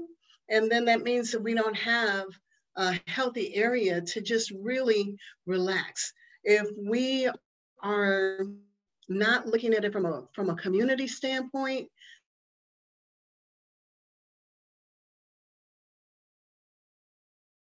make it common, make it plain so that it can make sense. I always say that common sense isn't necessarily the same thing to everyone. And so we have to really break it down so that people understand it on every single level. And then we have to hold people accountable for their actions. If we are investing, whether it is with a community-based group or even an elected official, and they are not listening to us, then we must make sure they gotta go. I am snapping a bunch of times to that, Candy. That was fire. And we are kind of wrapping down to the last bit for the panel, which I think has definitely been a great precursor and a good base for the breakouts that are going to take place, and where we're gonna get even deeper and dive deeper into those questions and how to address all these things that we just identified, right? But one last question, and I would like if everyone could answer it, but feel free. And it's basically, how does the alcohol, or basically not how, but does the alcohol industry blatantly target our specific communities, and what does that look like? Can I jump in real quick? I'm gonna make it short. So if you go into a liquor store, you will find right in front of you alcohol, and also even they're now using alcoholic names for different candies and for cigarettes, and they're really targeting us. They will put in pictures of Black people looking like they're having a great time and having a party, when that is not the case.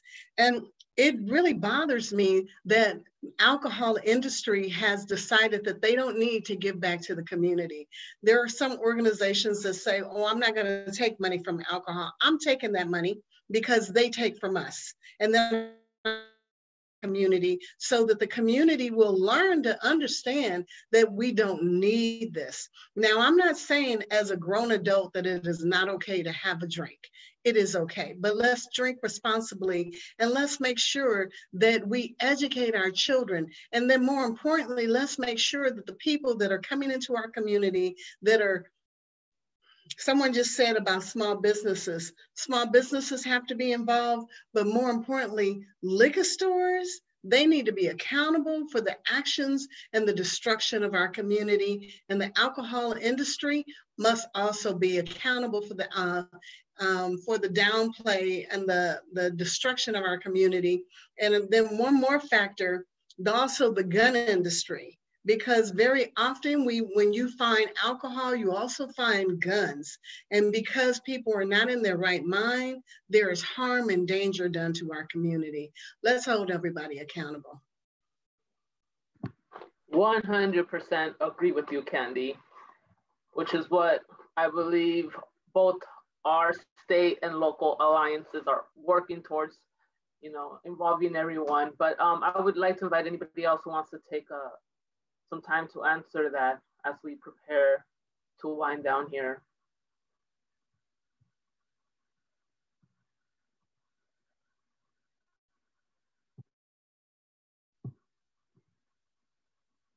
Or we can move on, whichever way you guys prefer.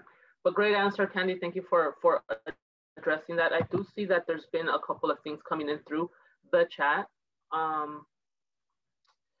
Let's see. Can I address one? One of the comments was, take the money, but never promote. Absolutely. There will be no promotion of alcohol. And there will be no promotion of that organization. Their name will not be on our website, but we will use that money for education. We will use that money to uplift the work that is being done. And there's so many great organizations in the community that are not seen and that are not heard and that also don't have the resources. And by taking the money from those organizations as a nonprofit, I can also give money back to different community groups that are doing work and people that are in the community to do the work. Use that money to uplift our community and make a change. Amen to that. Virginia did say the worst is happening now. They're delivering alcohol free of licensing in our community. There is billboards promoting this. Obviously, they need to be accountable. In addition to community, there are other factors that play, like environment, etc. Could we expand this or think about it as an ecosystem? Great, great insight. And also tobacco does it too. So, I mean, I think we need to hold any industry that is being regulated, for that matter, to be accountable for the detriment that they bring to our communities, period, right? But as we are ending and wrapping up the panel, I definitely want to encourage everybody to jump into any one of these breakout rooms. We will have somebody facilitating you to and from. That would be Maurina. But I really have enjoyed this discussion. I really want to thank each and every one of you for not only bringing your perspectives into the panel, but really, I think, highlighting just how much our work intersects and how much, you know, we've all been affected by alcohol in one way or another, and how all of these things really do play out into a lot of the social injustices that we see within our communities, right? So I really do look forward to seeing how you dive deeper into this conversation and how we will begin to look at what it looks like to address these issues that impact us a little more, you know, within the context of your community. But I am really excited. I hope that the rest of you guys are as fired up as I am to really dive deeper into this. So with that, I think we will go ahead and start getting ready for the breakout rooms. We shall see you guys on that side, and let's really get to addressing these issues.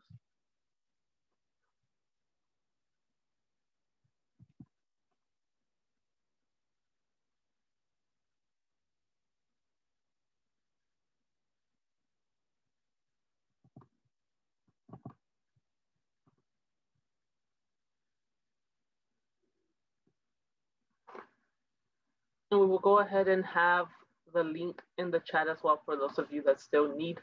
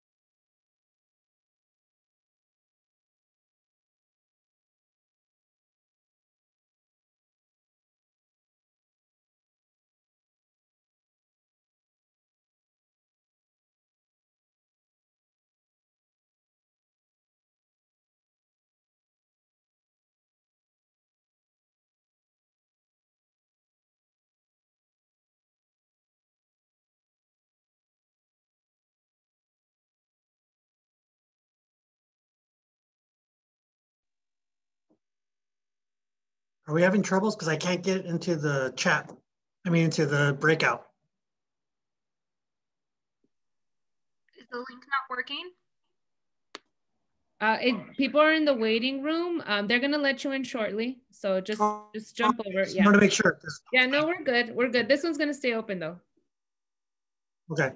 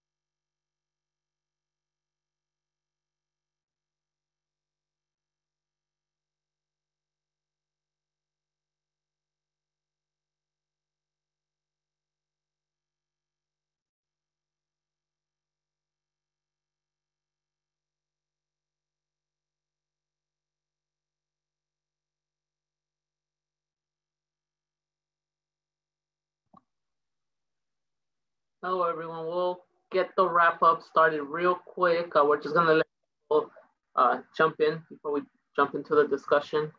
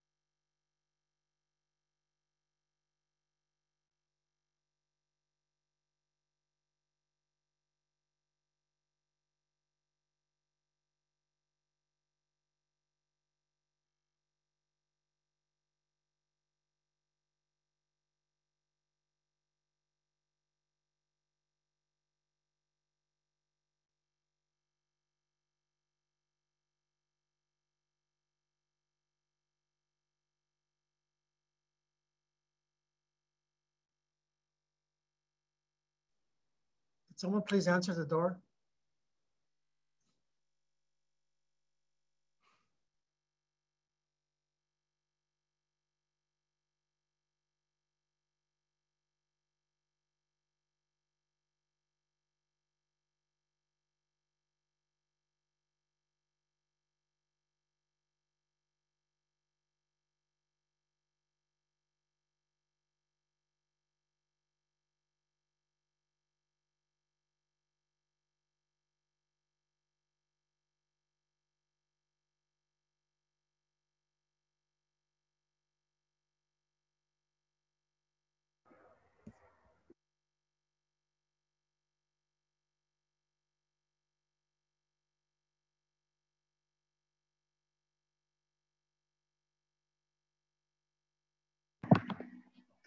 Okay, I see more and more people are joining in, so welcome back, everyone.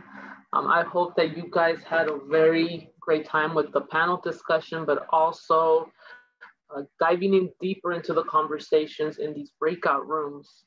I wanted to open up the door for our panelists to kind of get the conversation going before we dive into the big question, right? So I don't know which one of the panelists wants to start as to how the breakout session went. I will. We had a great conversation. Our conversation really focused on not only community, but really addressing children and the health and welfare of our children. If we focus on the health and welfare of our children, we also focus on the family, then we focus on the community, and we can build from there. So we had a great group of people that really got involved in, we didn't even get as far as we wanted to, but we really did talk about the community health and welfare and understanding how violence as well as alcohol impacts everyone. And for those that don't know, that when a person gets pregnant, the semen from the man will also, whatever is in their system will carry through to that child. So it's just not that mother, it is also whatever that person is dealing with. So if that person is on drugs, that passes on to that unborn child. And in the second and third trimester of that child, the gray matter in their brain could change, and then they may not be born healthy. And if they're not born healthy, then there's consequences for the entire family and community. Actually, let's twist it up a little bit before we allow our actual panelists to get into the grid of it. But do any one of our other supporting staff want to talk a bit about what went down in their particular breakout room? So let's start off with Cynthia. Great, thank you. Yeah, we got vulnerable in our breakout rooms. We got deep down, you know, just to basically some of the issues we see with the alcohol-related harms. We were group 5, I believe. We were with Jose Guevara Johnson, and we were just talking about how the alcohol industry just targets the quote culture, right, of whatever minority group they label you as. If you're an immigrant, if you're part of the LGBTQ plus community, they just everything they always associate it with the culture. Just going back to how, for example, like in Pride, you know, there's like they associate it with drinking and partying and having fun. When also in reality, you could also speak on how in the Latino culture, they always associate like parties with drinking and stuff. So for example, like a quinceañera, right? There's always like a lot of alcohol provided there. But it doesn't make sense because the person who they're celebrating, the quinceañera, can't actually legally drink until 6 years later.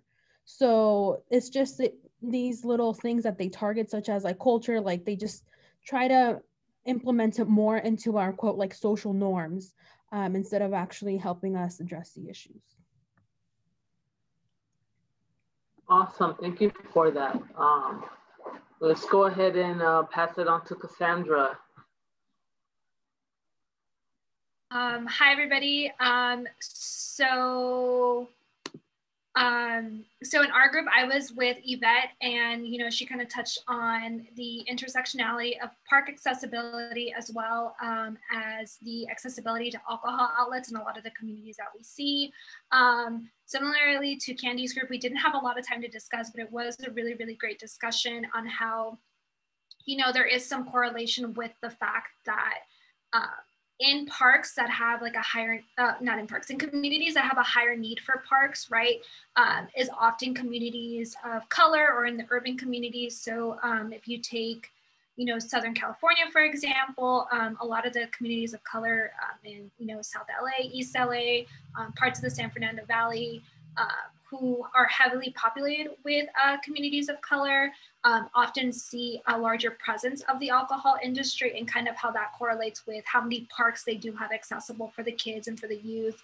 And just not the fact that they just have a park, the fact that the parks often don't have programs for their community. And that kind of plays into the factor of people even using the park, right? So when Yvette shares, I'm sure she'll go more into detail, but that was kind of the discussion that we had in our group. Awesome, thank you for sharing. I'll jump to Raul.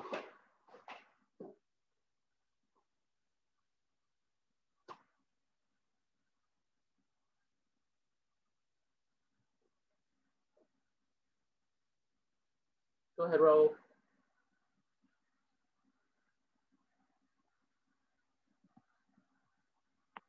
All right, here we go.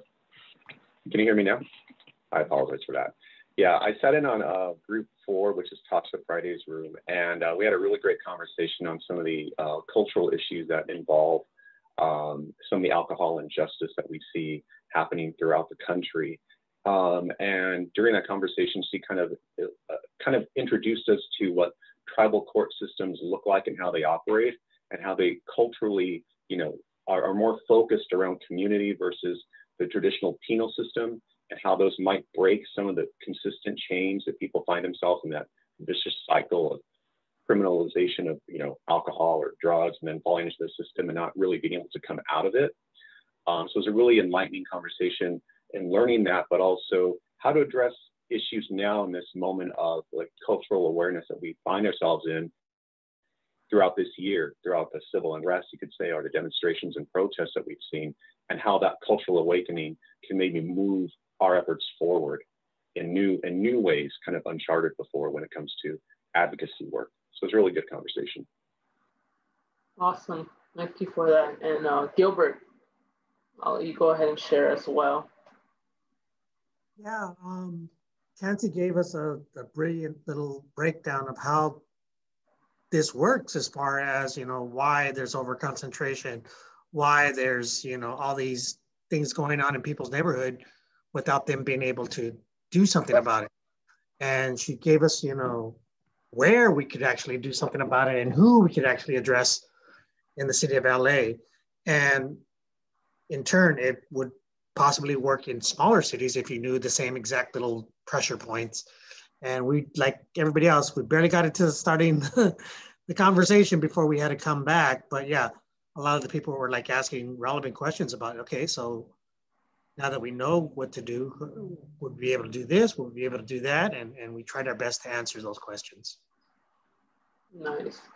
And of course, I was also with Candy in her room. And one of the things that stood out to me was just kind of this collective, you know, thought on how systemic racism needs to be addressed and how often alcohol and violence go hand in hand, and how all these other outside factors, they all contribute to just the detriment of our communities, but oftentimes that's brought by just the system, how disproportionate it is when it comes to how it shares resources and stuff. So one of the things that we want, or one of the major questions that we want to get to in this portion is basically where and how do we see opportunities for alignment across all these multi-issue efforts to address alcohol injustice, not only in our communities, but just throughout the communities that we serve. And here I will go ahead and open it up for the panel to jump in.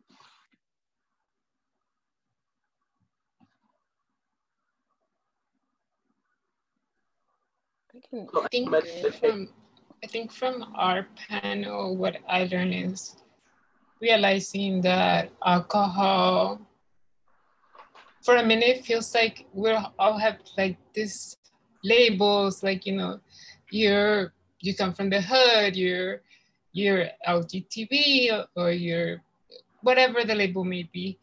And sometimes alcohol can make you feel free, like we said in our group. But it's all smoke and mirrors at the end of the day. Like, it makes you feel good in the moment, and then as the present that it is, it makes you fall down. So I think it's realizing that all of us are hurting, that we can create something out of it.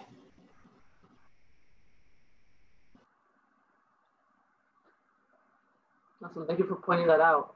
And I also want to say that I would invite anybody who was in the breakout rooms to please also share their take from it. And I mean, we're all doing the work collectively, so it'd be great to also hear some other different perspectives. But as we get participants to jump in, if another panelist wants to join in on the answer, or to answer the question, basically, where is there room for alignment and opportunities for us to work in this work that obviously is intersecting? I can jump in quickly on that one. I think it's just about also just in our own approach to organizing and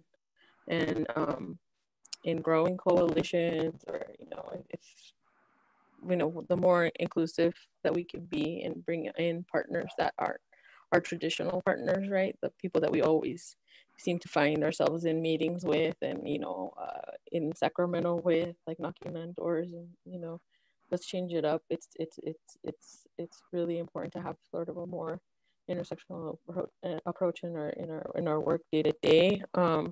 Because even in our breakout group, one of the things we were talking about too, I wanted to talk a little bit also just about COVID, right? And the impact that that's having on our communities, and also, you know, the stress that it creates. And then what does that lead to, right? It might lead to substance abuse. It might also lead you to want to go outside and enjoy some open space, right? But if you don't have it, then where are you going to go? And so we talked a little bit about that, pandemic stress, in this time, also having youth at home too, or outside of school, outside of the school environment. Another issue that's there.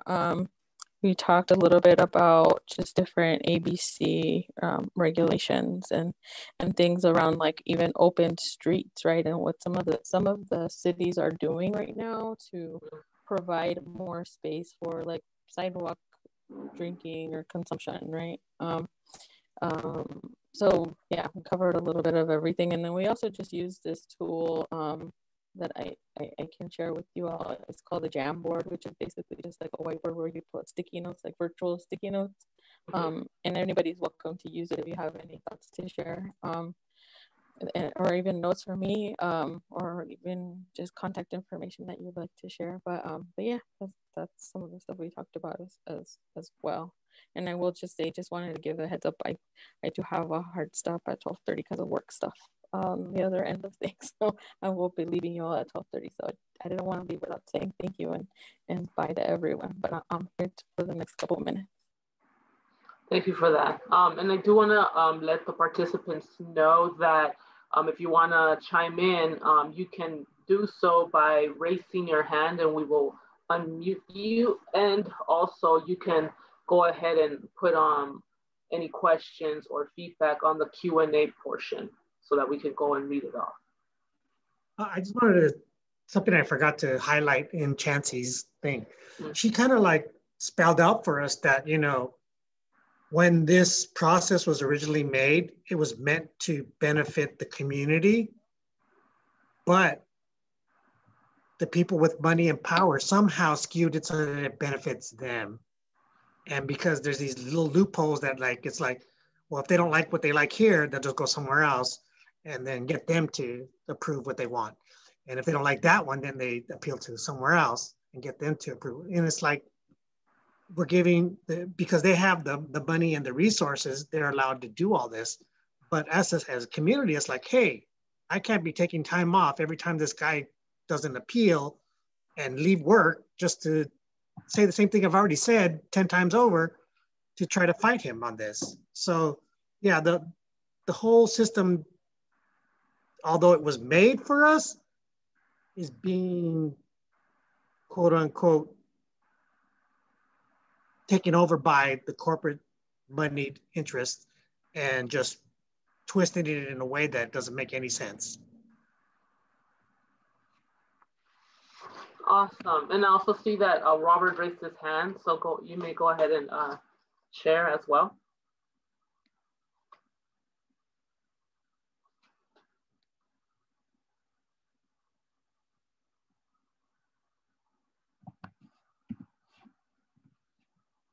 You can unmute yourself, I believe.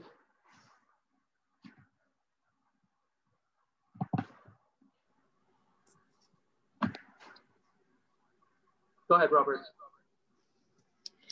Sorry, I'm having trouble with my connection. Oh, we can hear you though.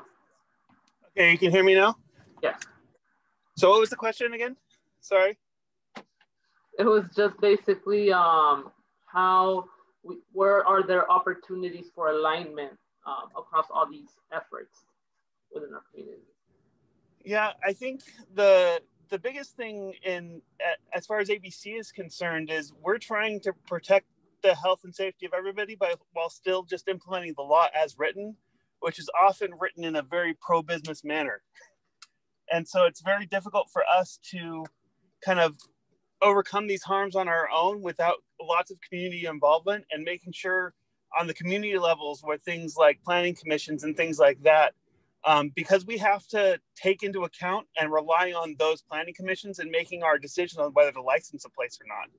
So that's where it all comes together, I think, is that that we at the state are willing to not issue these licenses, but we can't override the local communities when we're doing that. Does that make sense?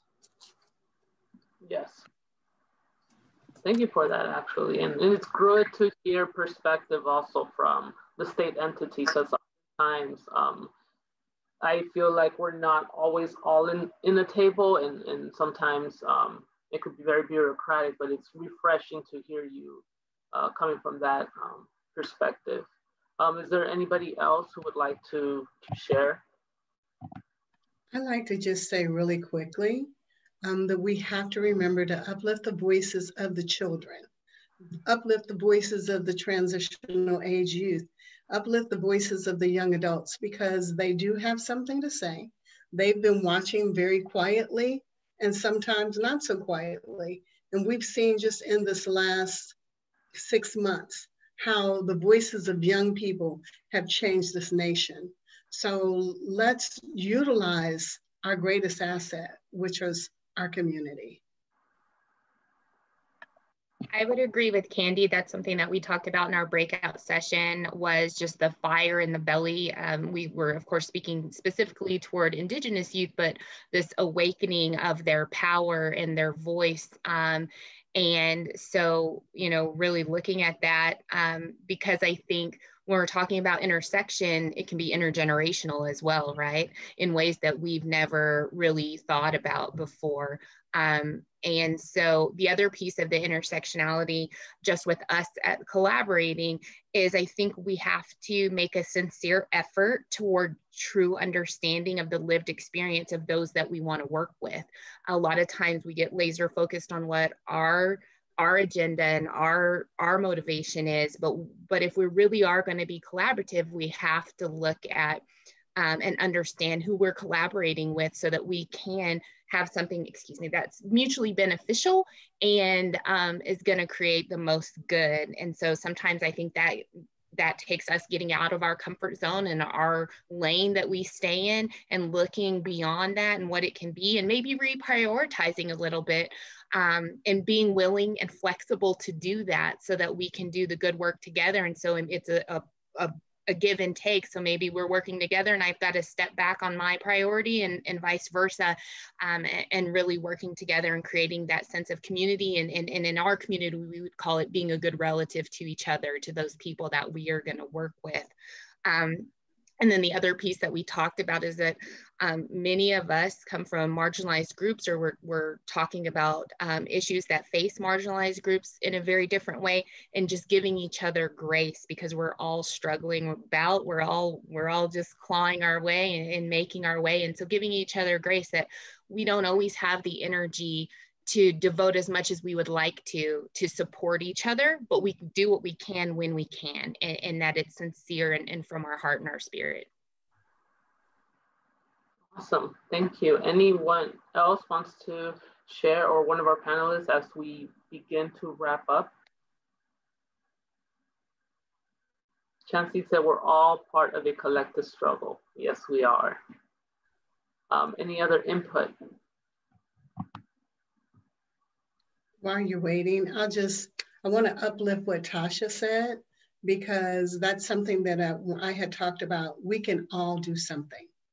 We may not have the financial wherewith, we may not have the network and the bandwidth, but we can, even if it's just a smile, if it's just being kind to someone, just saying something positive about someone, do whatever you can. We have all been, every single person that has been born has been blessed, has been born with a gift. And so use your gift, whatever it is, whether it is your voice, your ability to sing, to reach people and touch people, just give it to them.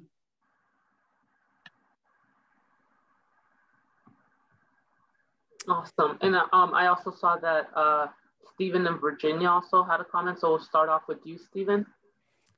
Okay, just real quick, something I was going to write in the chat box I think can be woven into this. And I really love the focus on the youth. We all call them the future of, they're the future. And also, though, all the intersections that we've been discussing all day long, because all those intersections funnel down to create a chronic stress that then leads to so many other issues, health-wise and substance use-wise downstream. So reducing the chronic stress in our youth through inclusion and acceptance and embracing of them, filling them with a positive, healthy self-esteem and ways to express their inner being, I think can reduce that chronic stress and lead to an empowered youth generation to hopefully like rescue us all. So, or to help build the future we all see in common. Yeah, let's break out in Whitney Houston song right now. I was gonna add a reaction just really quick to that, what that was just said about the youth before I go, but also our elders, right? Our seniors, our elders in our communities are, I mean, they've lived this. They survived this before, like, and you know, we being a, you know, kind of going through all this that we're going through right now. They've been through this and back, right? Like, and so recognizing that, uplifting them, supporting our seniors as well, our aging community, because they're often an afterthought as well. Awesome, of course, thank you. And also, as we begin to wrap up, we did have one last comment from Virginia. The floor is yours.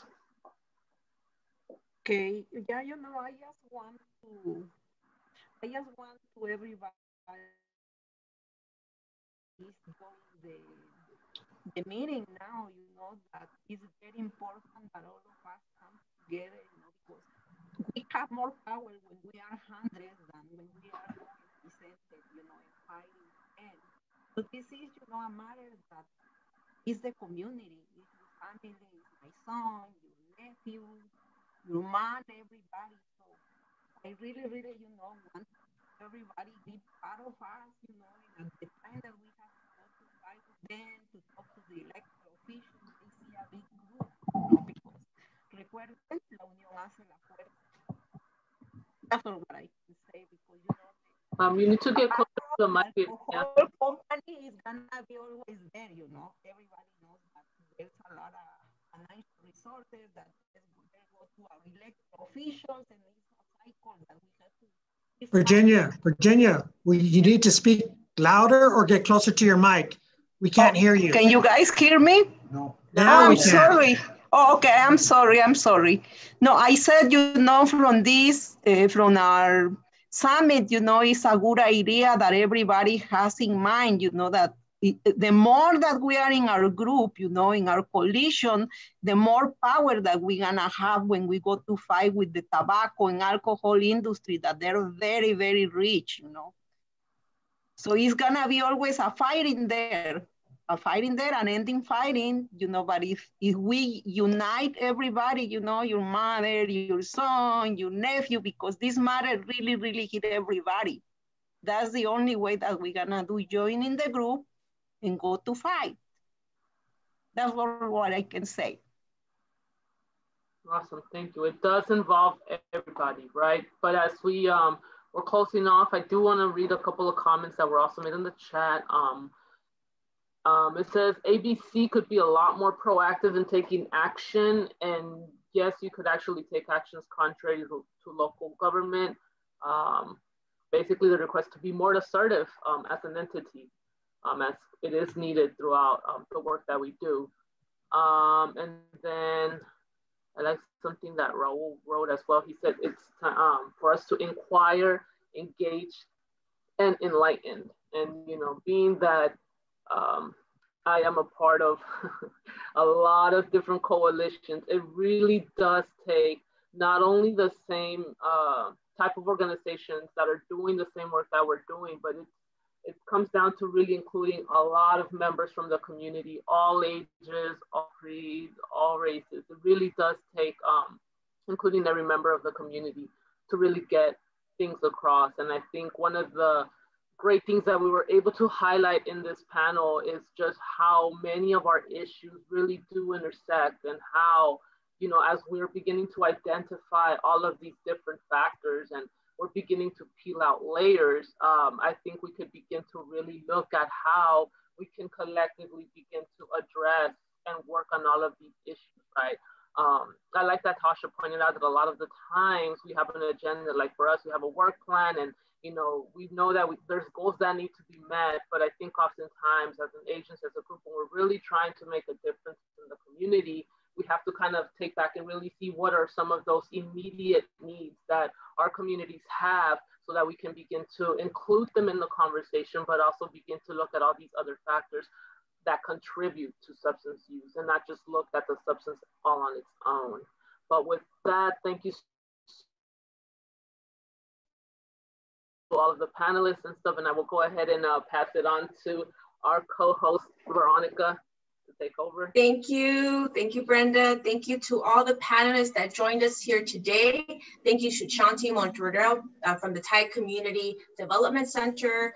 Thank you to Canty Lewis, who from Positive Results Corporation. Thank you to Jose Guevara Johnson from the Wallace Memorias Project. And thank you to Tasha Fridia from Tribal Law and Policy Institute. And lastly, thank you to Yvette Lopez Ledesmesna from the Wilderness Society. Thank you all to the panelists for taking the time to be part of our 5th year CAPA Summit. And with that, I want to, before we go to lunch, we do have a video from Assembly Member Tom Lanke. So we're gonna go ahead and play that, so don't leave us just quite yet. And this is what he has to say for our work.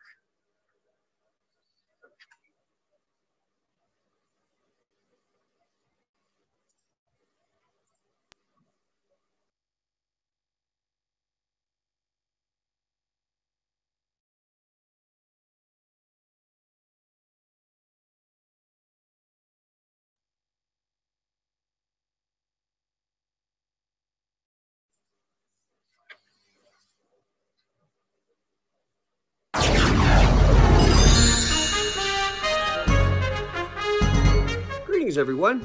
I hope you're having a meaningful conference there at CAPA. Just real quickly, I wanted to reach out and say thank you for the hard work fighting SB 58, which is otherwise known as the 3 a.m. barbell. I greatly appreciate that successful effort, and I wish you all a very productive and enjoyable summit. Yeah, this year's theme, the movement towards social justice and public health, certainly speaks of the current environment. And I wish you great success. Thanks again for the partnership, and I look forward to working with you here in the upcoming months ahead. Thank you very much.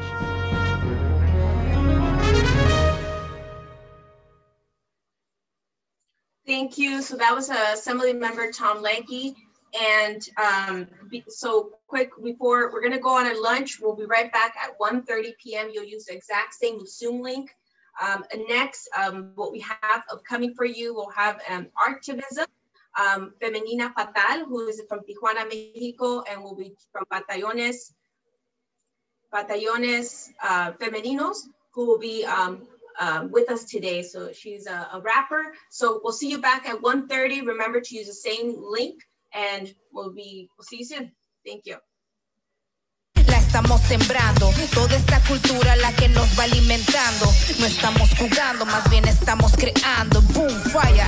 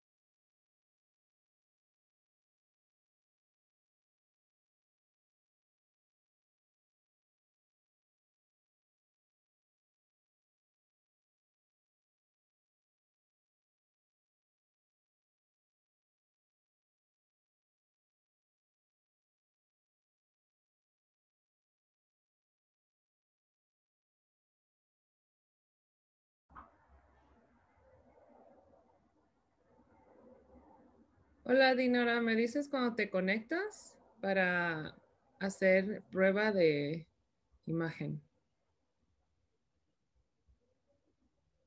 Hi, everyone. We'll be convening soon. We'll just be setting up for the next portion of our program. Thanks for continuing to be connected with us.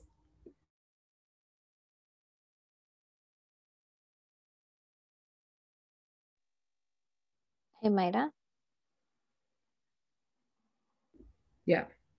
For the debrief, is that going to be right after the summit using the link, the planning link? I need to double check on that actually. It might, I think I have a timeline on it. So I'll email for it. Okay. Yeah. Because I see the invitation is even for today. So that's why I asked.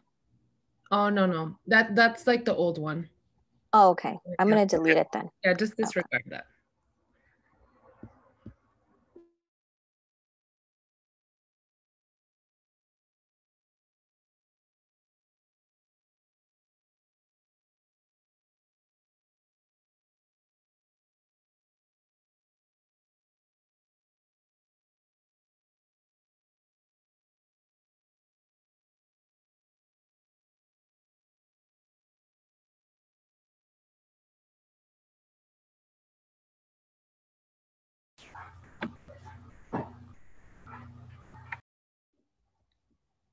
Hola.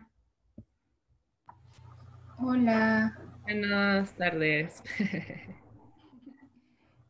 Voy a desconectarme y voy a volver a entrar desde mi teléfono, porque Okay. aquí andaba en la compu. Ok, sale. Creo.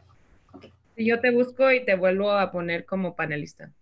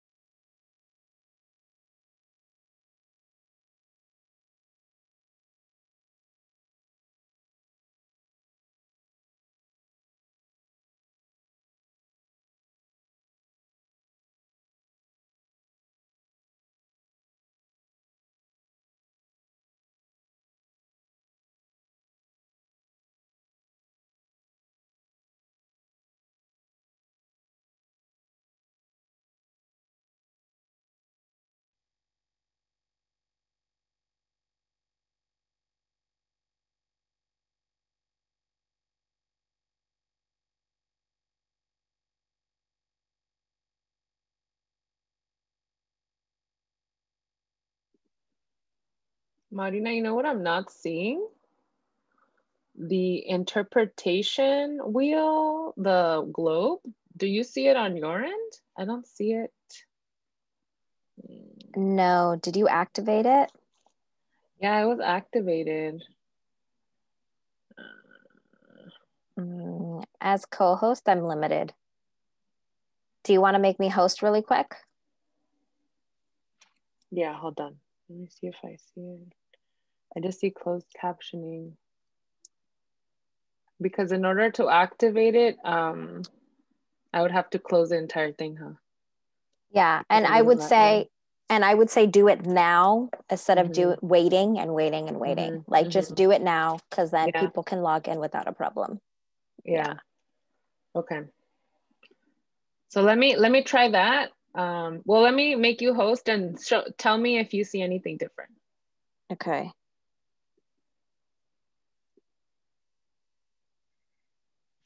Like if I'm missing it. Let me see if I stop share. I see it. It's right next to closed captioning. There's an interpretation. So I can start it. Okay, there we go. Perfect. I don't know if it's because I was sharing screen. Yeah, I see it now. Yeah, perfect. when you're sharing screen, it limits. Okay. So yeah, let me make you host again. Give me a sec. Perfect. Thank you. Yeah. So it should be on.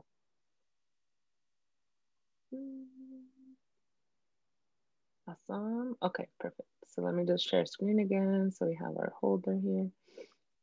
Okay. Ok, ahora, a ver, Dinora, probamos audio, ¿cómo se escucha? Ok. ¿Cómo estás? Hola. Hola, hola. Bien. Ok, qué bueno. ¿Sí se escucha bien? Sí, muy bien. Okay. I would just say if you can make me co-host, because I'm as panelist. Yes. Thank you for the reminder. Ok. Voy a poner las diapositivas. Okay. Ahorita a ver para que se miren. Y después la voy a quitar para dejarlo en la introducción. Pero nomás para probar. Okay. A ver, a ver.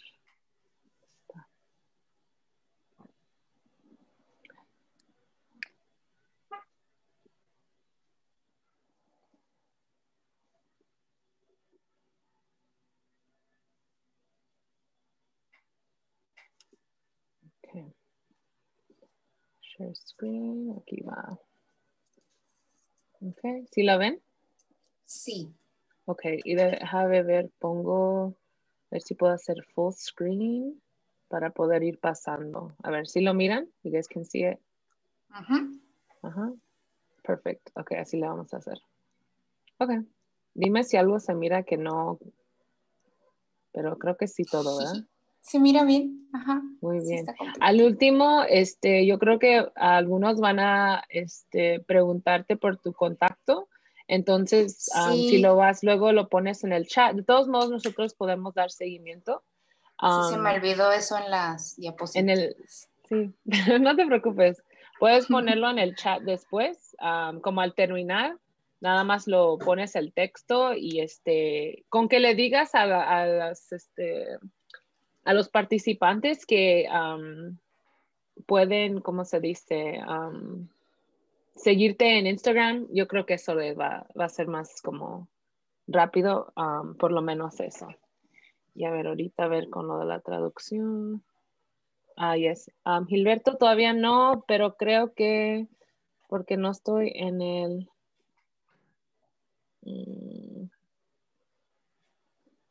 Let me see, Gilberto.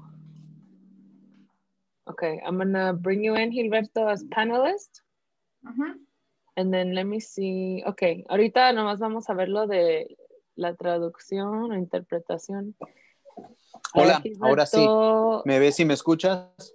Pero lo que no ahorita es lo de ponerte como traductor. ¿Te acuerdas cuando le hicimos con el link? Creo claro que sí. Otro link.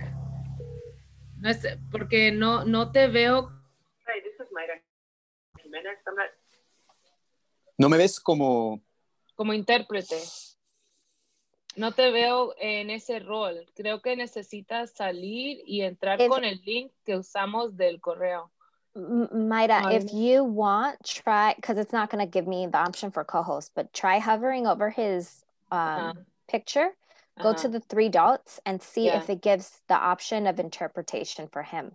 No, it doesn't. No. Let me see. ¿Sabes qué? Let me make you co-host. Creo que con I think that's what happened because this was the only link that I could use yesterday to actually sign on, remember? And then you made me co-host and then we had the option of that. Porque te acuerdas que había el otro link que sí te funcionó porque te tuviste que salir, ¿te acuerdas? El que dice, Myra has invited you to be an interpreter. Oh, remember que este es el que me dijiste es que guardara, so I saved it, I flagged it, and that's the one that I'm using, but let me see again. Double check, yeah, it should be an email from Zoom que dice Myra has invited you to be interpreter, and it should say like join.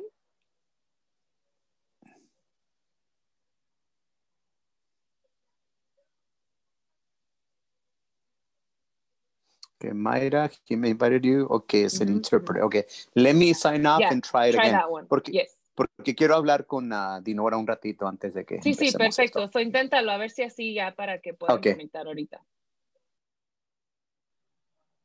Fingers crossed. Because he had a few different links that he used to connect the first time. So I'm like, no, the interpretation one. I think that trips it out. So hopefully it's not. Yeah, because if he joined before we activated it, then it won't show as activated until he jumps back in. No. So let's hope that it comes back.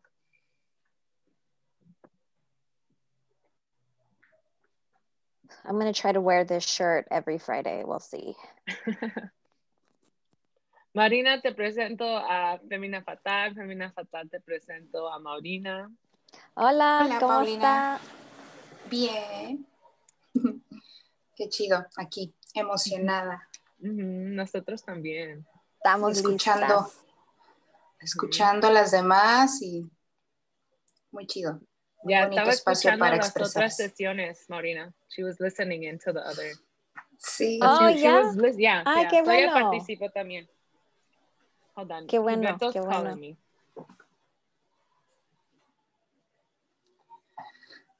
So I do know a little bit of English, but not fluid.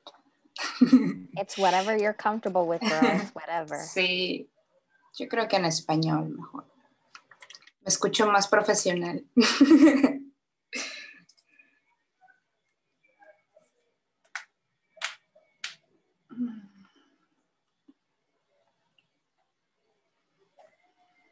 Cassandra, are you back? Not yet, okay.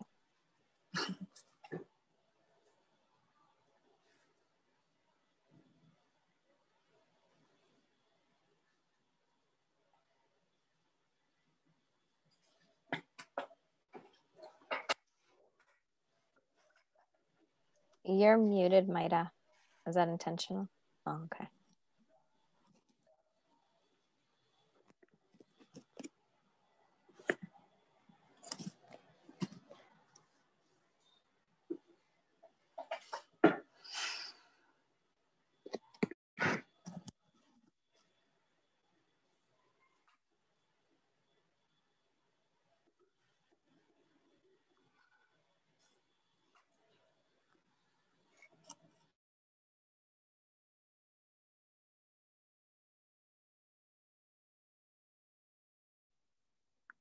So forgive me, I think that Gilbert, you're on.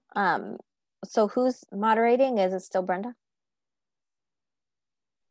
No, Gilbert's gonna come back with it. Oh, okay. And so who's moderating, or we're not moderating this section? I'm going to introduce her, but I don't think she needs any moderation because she's just going to be talking. Okay, cool. No, I just wanted to ask. And then when Cassandra comes back, she's still doing the flow, right? The tech flow? I'm assuming.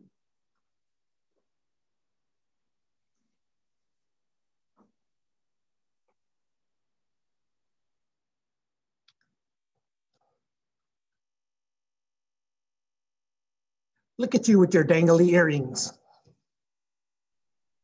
It matches the shirt. It matches the shirt. Oh, yeah. Is that? No, never mind.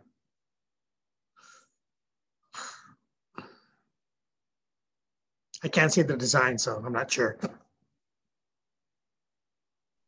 It's the caucus shirt. You can't tell? Can you guys Well, not no, see? no, I meant the earrings. Oh, yeah. Sorry.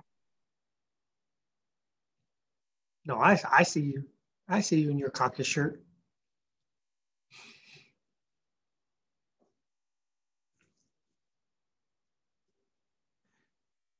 Somebody answer the door, please.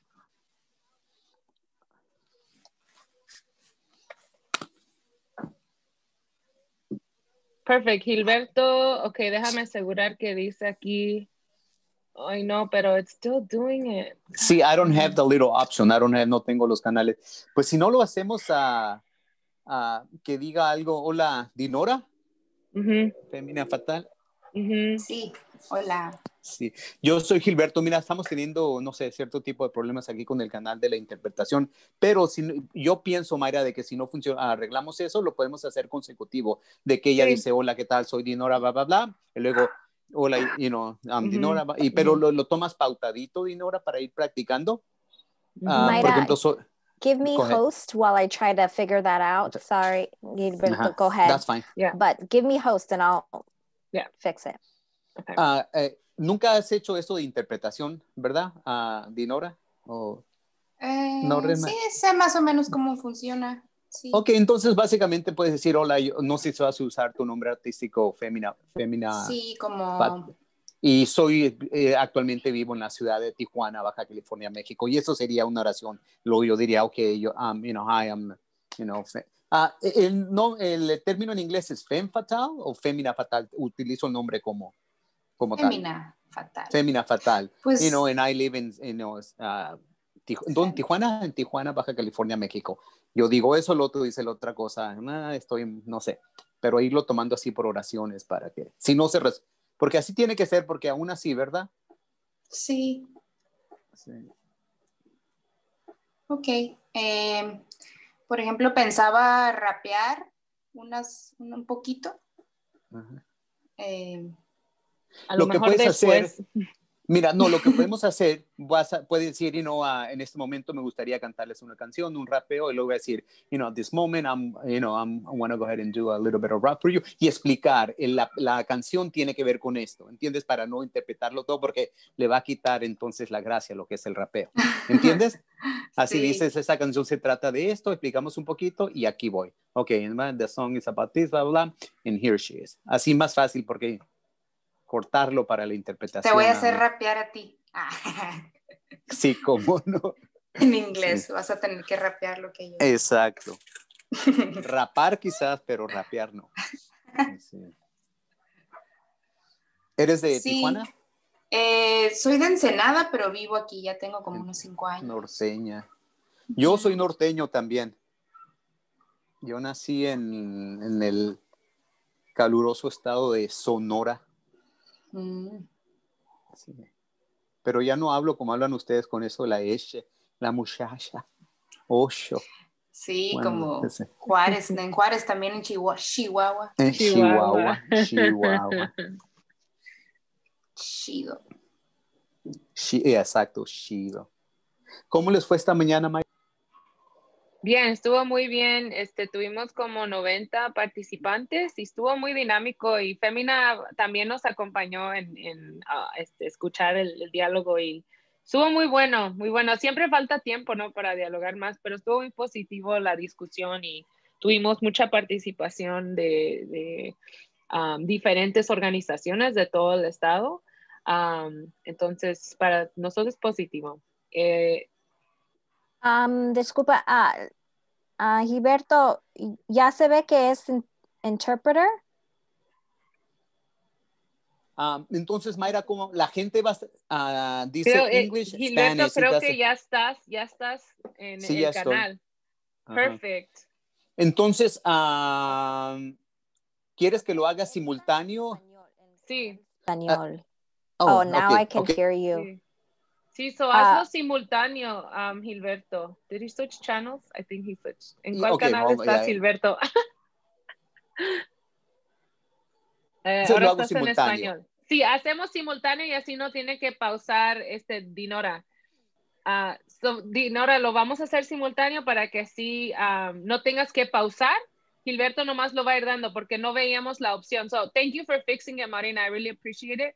I'm trying to update. I'm trying to update so it doesn't, when I make you host, it doesn't kick off again. Hold on. Well, we can. Let me save. Oh, a ver, yeah. Let me save. But yes, I'll make you host right now. Okay, no, perfect, perfect. A ver, Gilberto, come to the English channel. Okay, I did. Okay. Dinora, okay. Entonces, mira, esto va a ser simultáneo. ¿Me escuchas ahora sí, verdad? Sí. Dinora, ahora va a ser simultáneo, por lo cual va a ser mucho más importante que hables un poquito más pautado. ¿Entiendes? No va a ser para que sea simultáneo. ¿Sí se escucha, Dinora? No, yo no lo escucho. Cambiaste de canal. Oh, Maurina, it changed. El anfitrión ha cancelado. Yeah, it says interpretation was canceled by host. You know what? When I try to make you host, it kicked you know off. What? So I hold think on. It might be something weird. Just keep it. I'm gonna send you the last. Can I send you the video? Hold on, I'm starting it again. Okay. ¿Se mira? No se mira. Sí se mira. Sí. Okay. I host now? No, let me see. But you know what? It doesn't matter that I'm host. I just need to be able to share screen. Okay. So, but you're co-hosting? Yeah. You're not co-host. Hold on. Let me make you co-host. Because you should be able to share. Let me test it out. I think I do.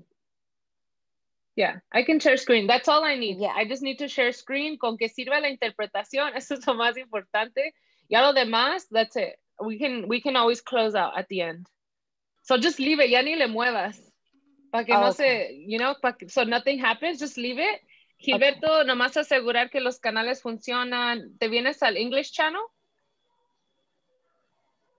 It just might confuse people because people are going to think that they're on the English channel, but they have to go to the Spanish channel if they want to hear him in English. No, he can select English channel. Oh, okay. Hold on. What channel are you on? Fatal. I'm in English so channel. He's Femina in English. Fatal is going to be she's going to be in the English channel because that's the default, right? No. I changed the default. All right. So it should be, you should be in the English channel. I am in the English channel, okay. Feminina, are you on the Spanish channel? No, don't have her switch channels because I'm asking her what she sees. Oh, okay. Or you don't see it. I don't. No se mira nada? As we can hear her, it doesn't matter. Okay. So no le muevas nada. We're good. So no le muevas nada. The only thing is los participantes, so the participants will have them. If they don't speak Spanish, they will have to select the English option from the interpretation menu. And there's a visual here. Let me show you guys so people can see it. There's a visual.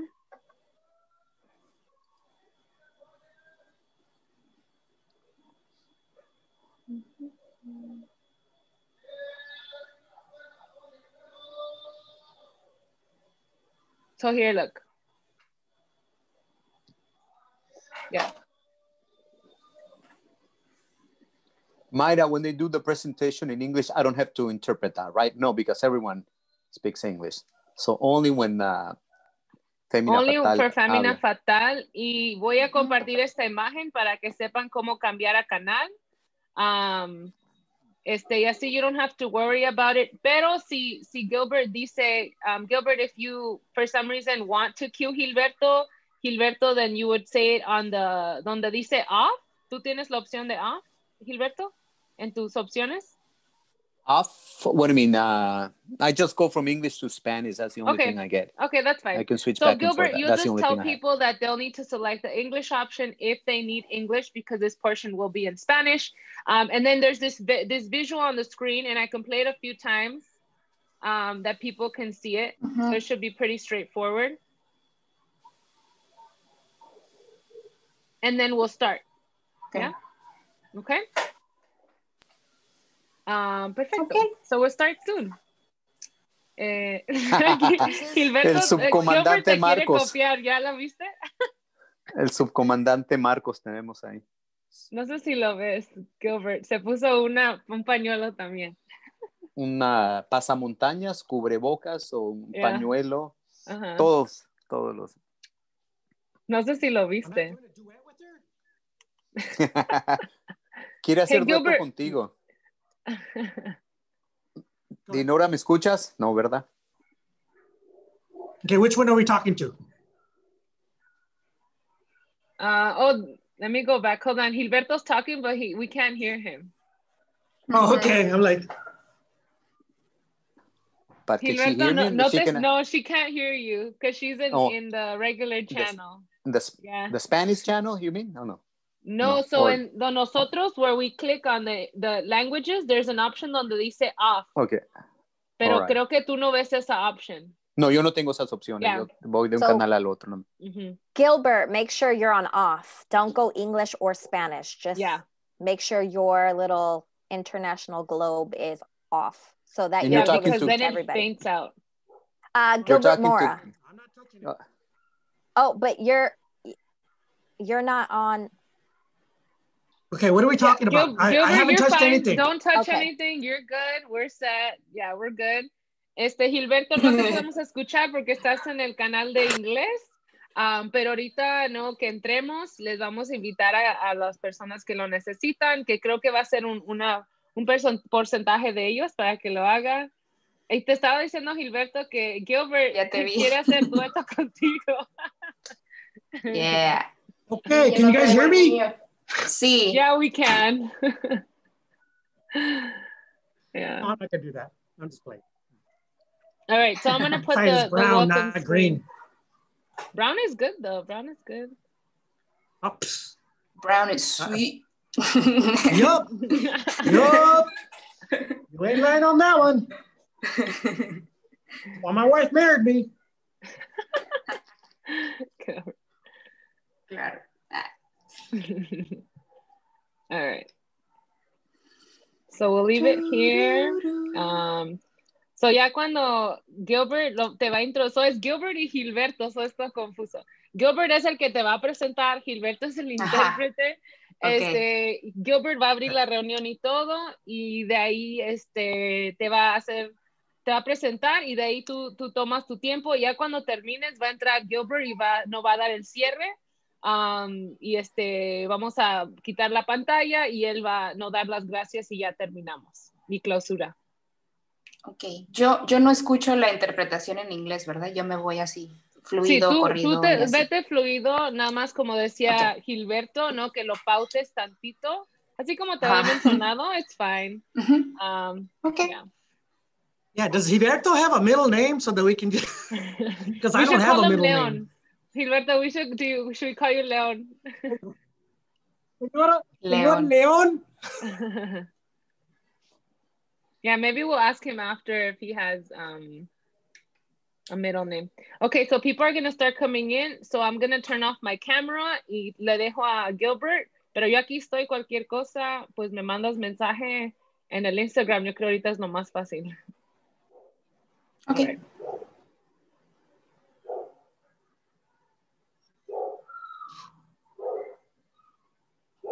Yo también voy a tener un fondo así. Si quieres, te lo mando a tu email.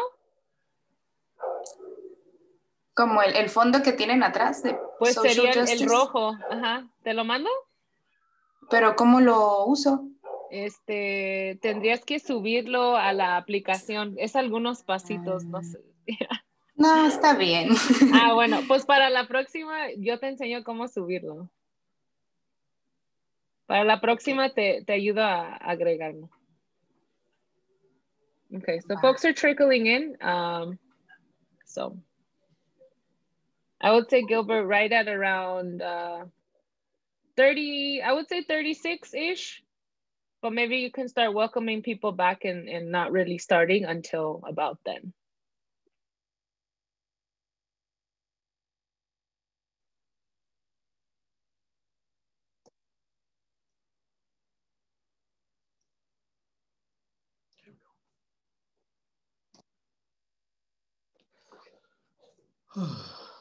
Rolling.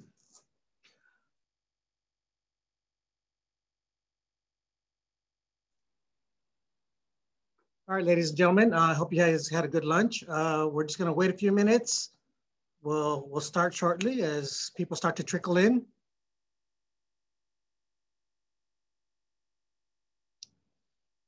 Make sure you had enough caffeine because we don't want those sleepy eyes after your lunch.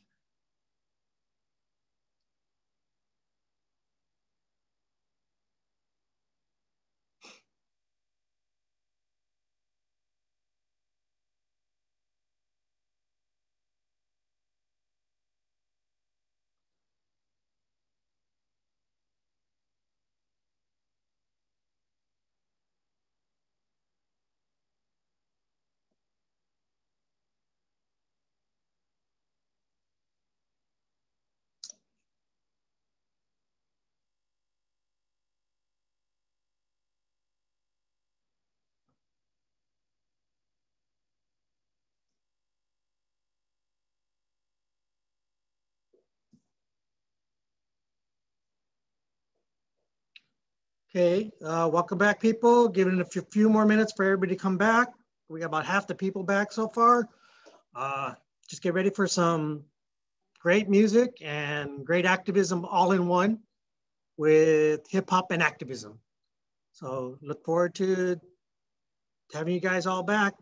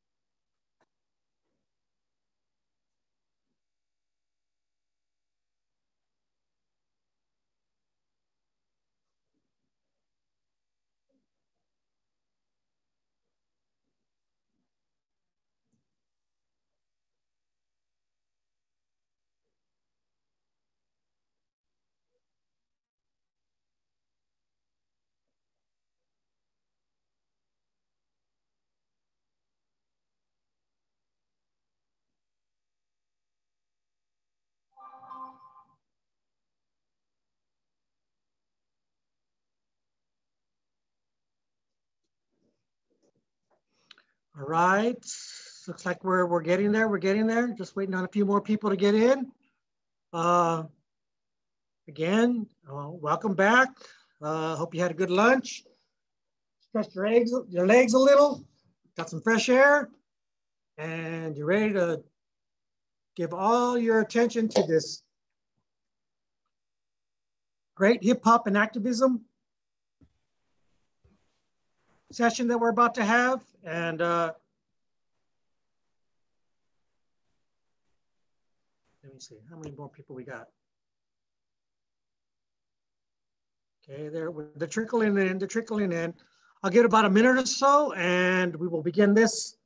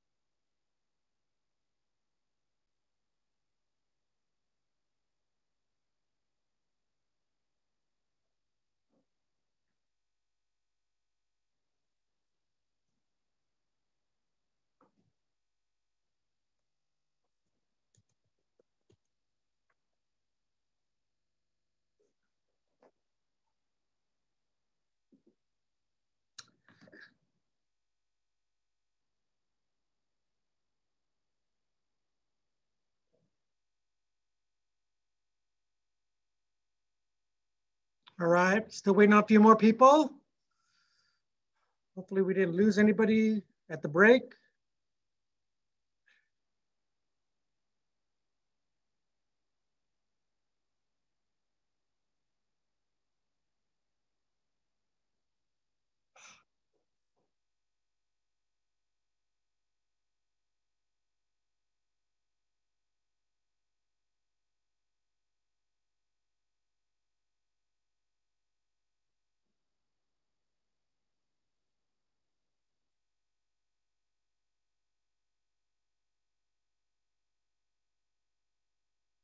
All right, I think we give it enough time. We don't want to delay too much longer. You know, I'm excited.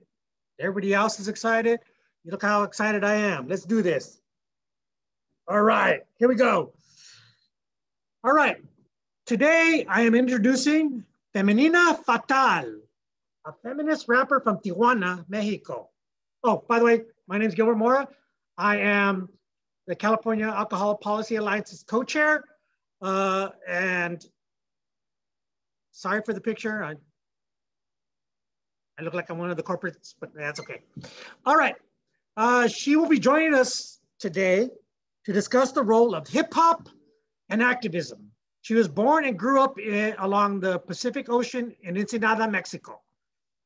She currently lives in Tijuana, the most transited and violent border city of Mexico.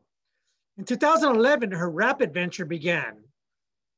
Knowing hip hop as a culture that communicates through rhymes, rhythm, dance, and art, a tool to express rejection against the system, what is lived as a woman in Mexico, the power of rage and pain through rap, and also the happiness of resistance.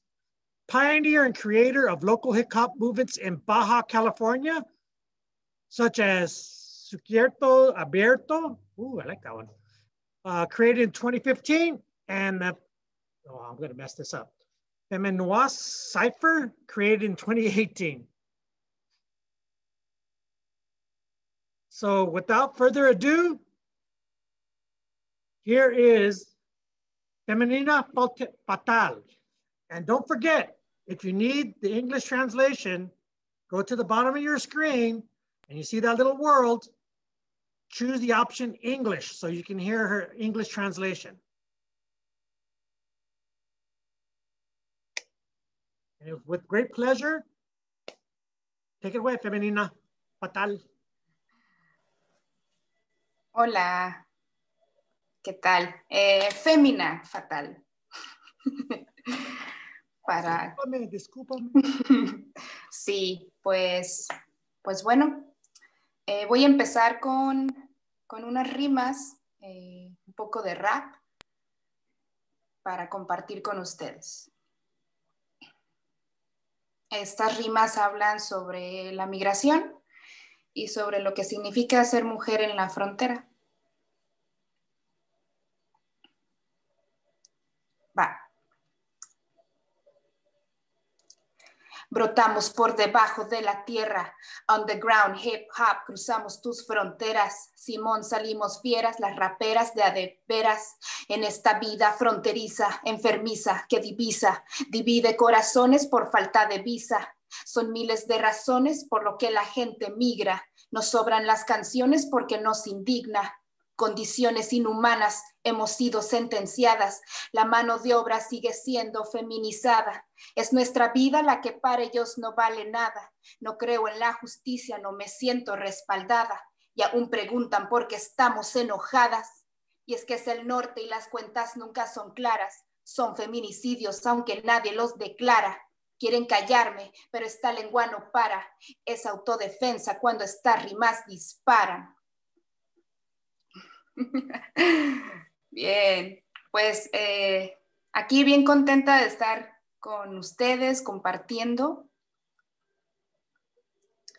lo que más me gusta hacer, que es rap y activismo.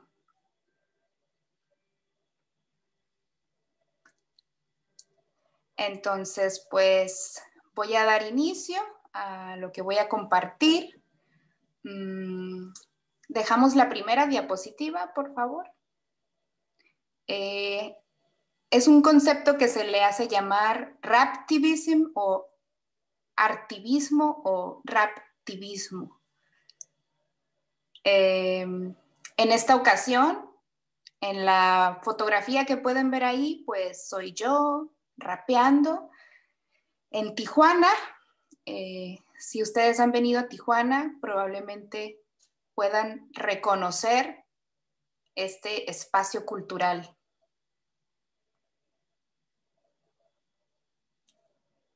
Llamado Secut. Entonces, este espacio cultural es pues muy visitado por el turismo en Tijuana.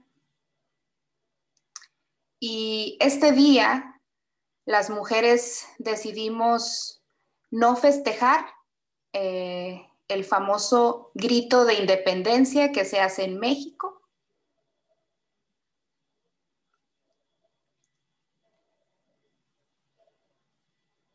Y salimos a protestar y a alzar la voz sobre la violencia que se vive hacia las mujeres en Tijuana. Entonces fue muy representativo porque históricamente es la primera vez que se hace arte fuera de las instalaciones del arte oficial y hacemos un arte que se expresa a través de pintas, de graffiti.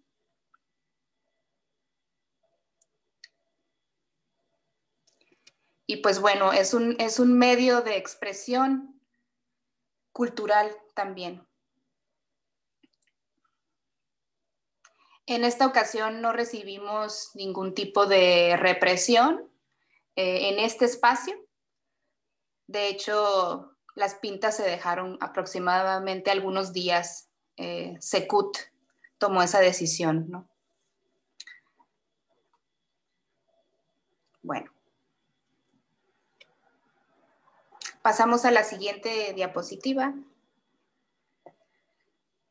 Y pues voy a hablar sobre lo que es el hip hop o la cultura hip hop, que me imagino que lo conocen ya que es originario, como inicia en Estados Unidos,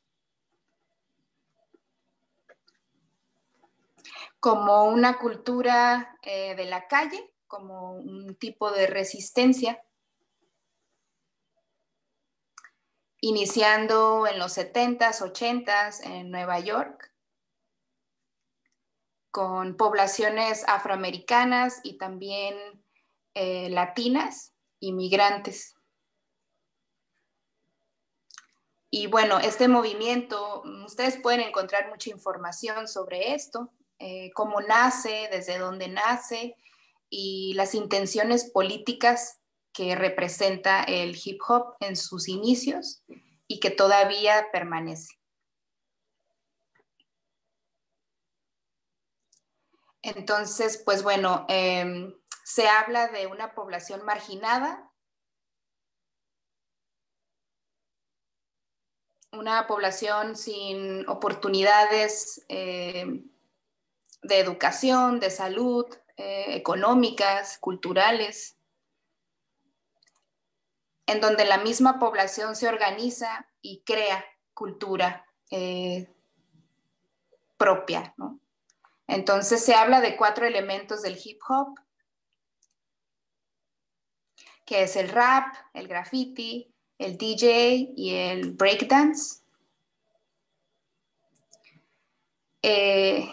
Esto básicamente viene a salvar las vidas de los y las jóvenes que se encuentran en estos barrios en donde no hay nada que hacer, ¿no? En donde no tenemos tampoco espacios de recreación. Tampoco tenemos los recursos económicos para ir a una escuela de arte o una escuela de música. Y donde nace a partir de la necesidad de expresar la inconformidad que se vive desde un barrio marginado.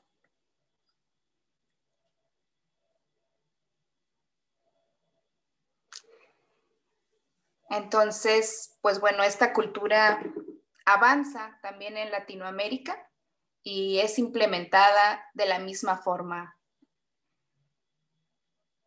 y creo que eso es lo bonito de la cultura hip hop, que es universal y que donde sea que haya marginación, injusticia, esta cultura va a servir como medio de expresión.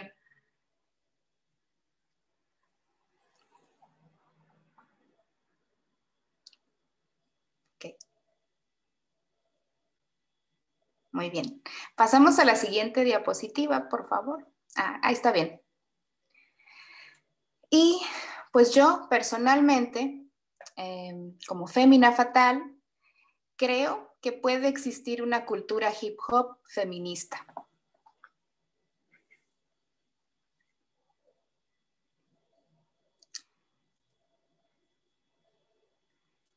En México, el activismo y el rap ahora están muy de la mano, están conjugando fuerza.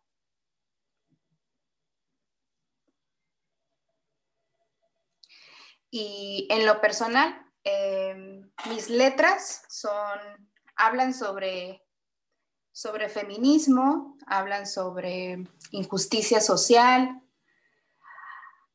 hablan sobre la cotidianidad de mi vida, lo que es ser mujer en Tijuana, en la frontera, en donde denuncio también injusticias y también pues violencias que se viven. He tenido la oportunidad de trabajar con activistas, con feministas y de conocer a muchas personas luchadoras sociales en México y en Estados Unidos también. Y esto ha creado una red que de alguna manera nos mantiene cerca.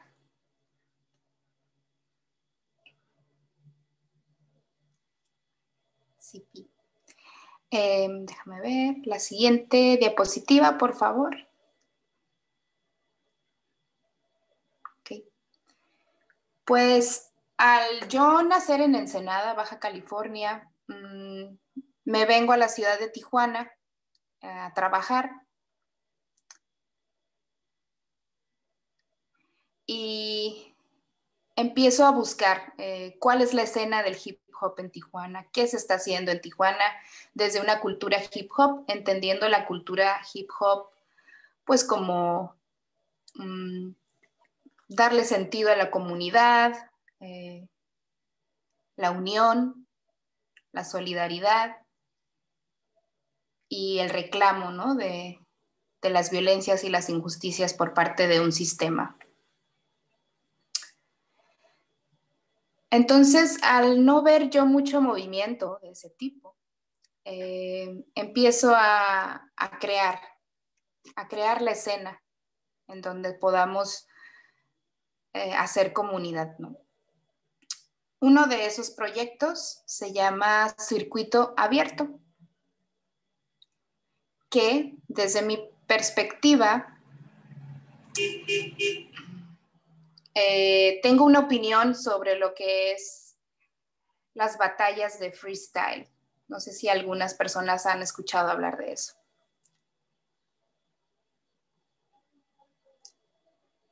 En lo personal, pues no es de mi agrado, ya que creo que es una apología a la violencia, en donde quizás no físicamente agredas a alguien, pero sí psicológicamente. En donde en el barrio estás acostumbrada o acostumbrado al juego de palabras y para poder defenderte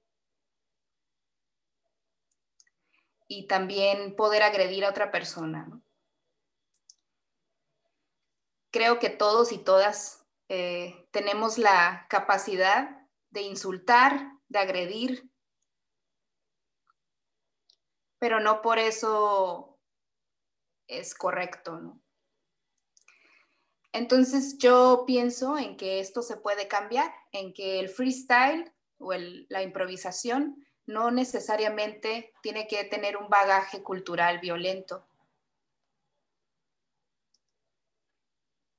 en donde la improvisación es creatividad, es habilidad mental y también puedes generar comunidad dentro de la cultura hip hop en vez de competencia. Entonces, Circuito Abierto nace en Tijuana, en donde hacemos círculos grandes, mixtos, hombres y mujeres,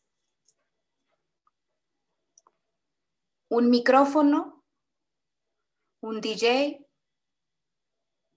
y la libertad y la confianza de poder expresarte sin ser agredido o agredida, sin que nadie se burle de ti y sin que sea una competencia, sino el poder expresarte libremente sobre lo que realmente te molesta o sobre lo que realmente es importante en tu contexto. Y puedo decir que es todo un éxito, fue todo un éxito. Pueden encontrar en Facebook la página de Circuito Abierto, en donde, pues antes de COVID, nos reuníamos. Yo pude ver cómo los y las jóvenes transformaban su discurso de odio por un discurso comunitario.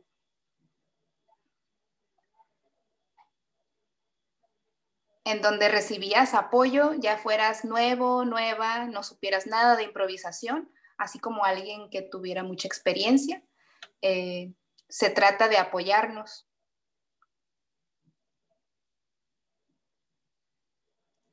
Entonces, pues a partir de este circuito abierto se genera una comunidad de rap, de hip hop en Tijuana, en donde nacen proyectos, nacen colaboraciones.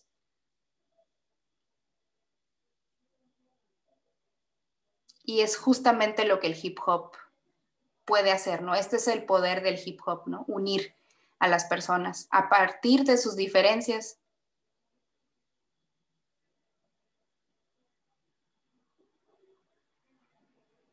Entonces, también, como soy un poco ambiciosa, me doy cuenta que no veo yo muchas raperas en Tijuana.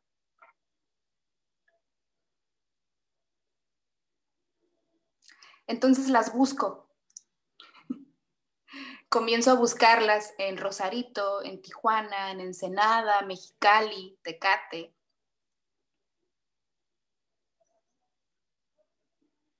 Y le pongo un nombre a mi búsqueda que se llama Fem Noise Cypher.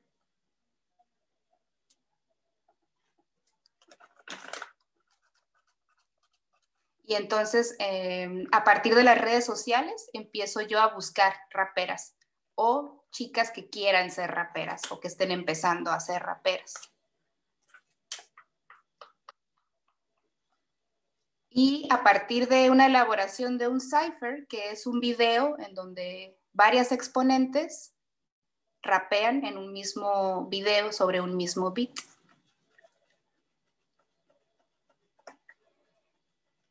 Y claro que hay muchas raperas, lo que pasa es que no son visibles.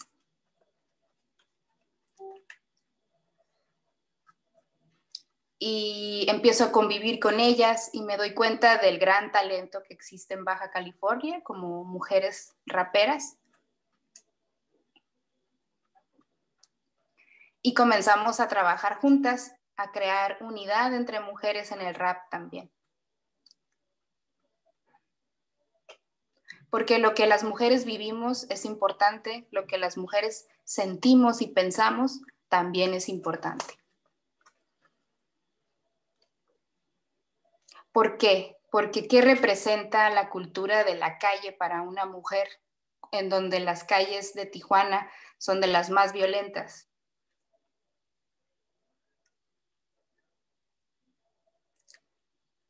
¿Cómo las mujeres tomamos esos espacios en el rap? ¿Cómo a partir de un sistema patriarcal que nos dice que no podemos, que no sabemos, hacemos lo contrario y desafiamos esas normas sociales, ¿no? Y bueno, este proyecto también lo pueden encontrar en redes sociales como Femnoise Cypher, en YouTube y en Facebook, Instagram también.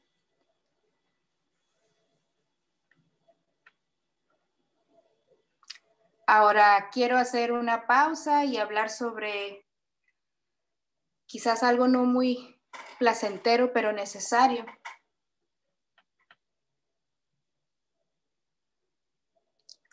En un cipher grabado en Tijuana, en donde participan varias raperas, yo, Femina Fatal, Kif, Kenny, Villana y Necia.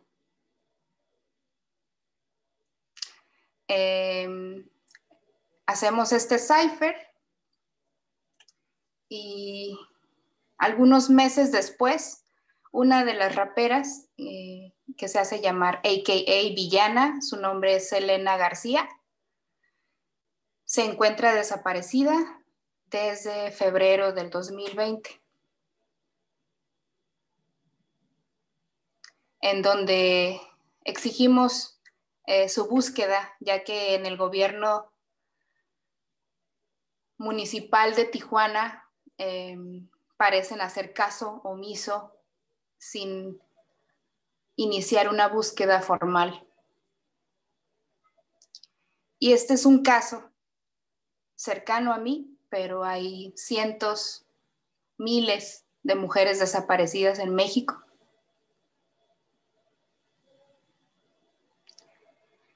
Entonces, pues, fue algo muy fuerte, es algo muy fuerte, porque justamente mi propósito era crear comunidad para que chicas y chicos no estuvieran expuestos a la violencia. Pero también nos damos cuenta que no es suficiente. Y que nacer mujer en Tijuana significa una probabilidad muy grande de ser desaparecida, violada o asesinada.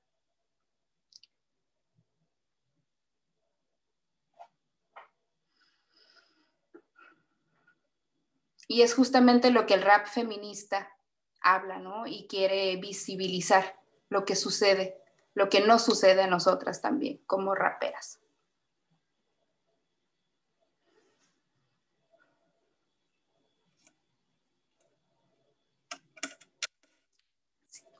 Entonces pasamos a la siguiente diapositiva, por favor.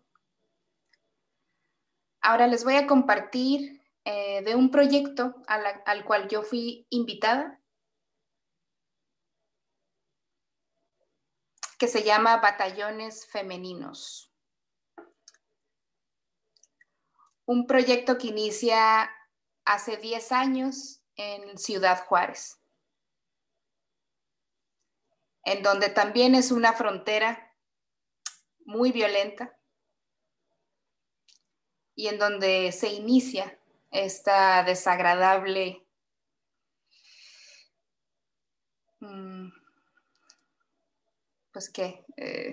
vivencias de mujeres desaparecidas, torturadas, asesinadas, y es donde nace el término feminicidio.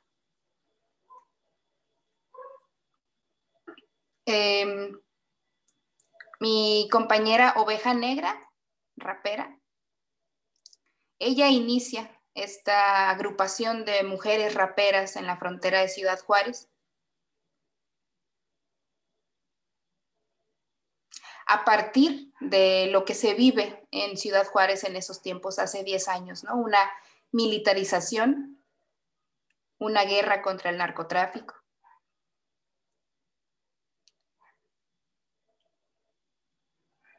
Y también, pues, las desapariciones de mujeres y, pues, la no justicia, ¿no? Entonces, estas chicas comienzan a hablar sobre eso, empiezan a rapear sobre las realidades, sobre las mujeres desaparecidas, sobre lo que es ser una mujer joven en la frontera de Ciudad Juárez.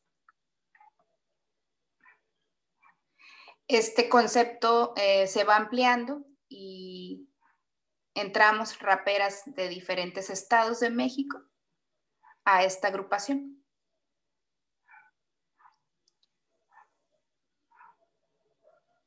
En donde básicamente denunciamos las injusticias, participamos en festivales o en conciertos que tengan que ver con justicia social.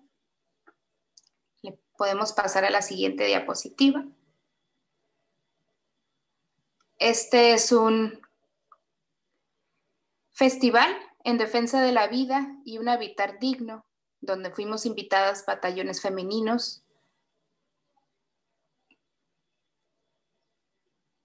Samir es un activista que fue asesinado por el gobierno y él también apoyaba mucho a batallones femeninos. Su lucha era en contra de una hidroeléctrica en su comunidad, de corporaciones que querían poner una hidroeléctrica en su comunidad.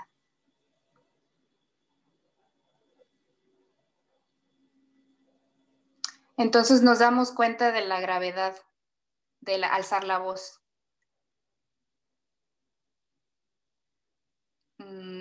Como raperas activistas, un día estamos junto a estas personas, colaborando, haciendo música, platicando, compartiendo una tacita de café.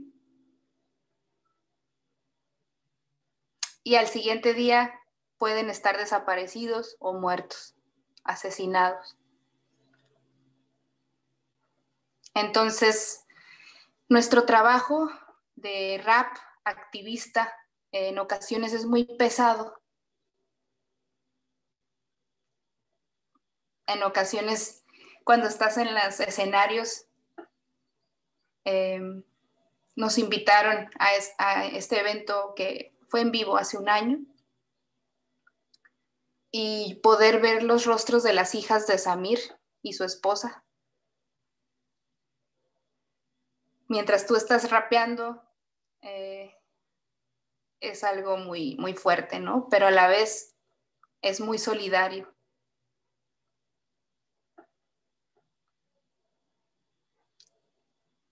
Y saber que el pueblo resiste, ¿no? Y acompañar al pueblo en resistencia a través de la música, darles un buen momento, un momento agradable. Pues yo creo que eso es a lo que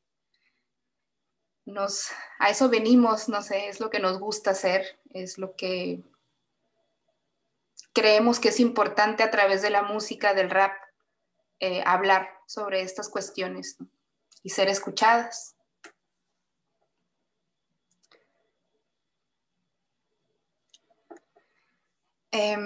Otros ejemplos de activismo como batallones femeninos, como Fémina Fatal, pues bueno, acompañamos marchas, ocupaciones, protestas, injusticias. Entonces, pues bueno, somos parte de ese movimiento. La siguiente diapositiva, por favor. Pues aquí están un poco imágenes de cuando me invitaron a este evento del cual les hablaba al principio, en Tijuana.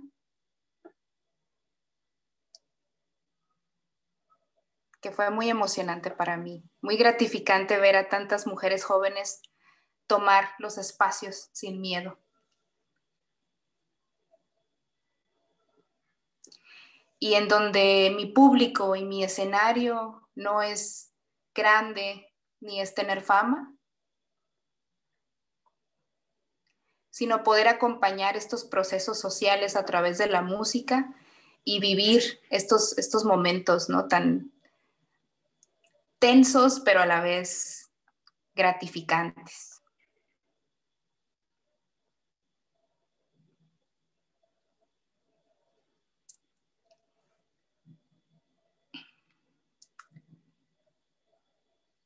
Ok, pasamos a la siguiente diapositiva.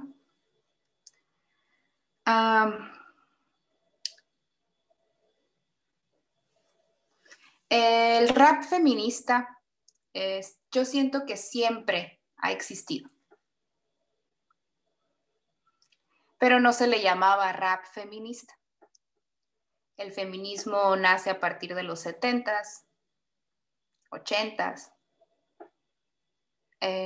También las mujeres siempre estuvimos en la escena del hip hop. Habemos raperas, grafiteras, DJs mujeres y B-girls o breakdancers mujeres.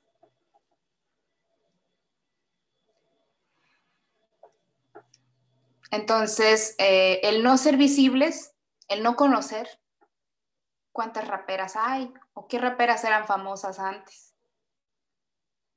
Es parte del trabajo de lo que hacemos ahora, visibilizar a esas mujeres que estuvieron antes de nosotras haciendo rap, haciendo cultura hip hop.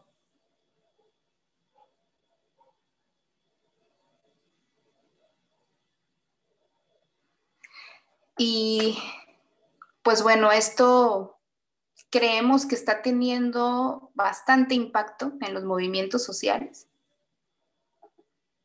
Vemos que en las marchas o protestas de mujeres suenan las rimas de las raperas, ponen la música de las raperas activistas. Son parte de un eslogan. Tus rimas son eslogans en una marcha. O son grafitis en las marchas. Entonces, se ha abierto un espacio dentro del rap que es feminista y de protesta.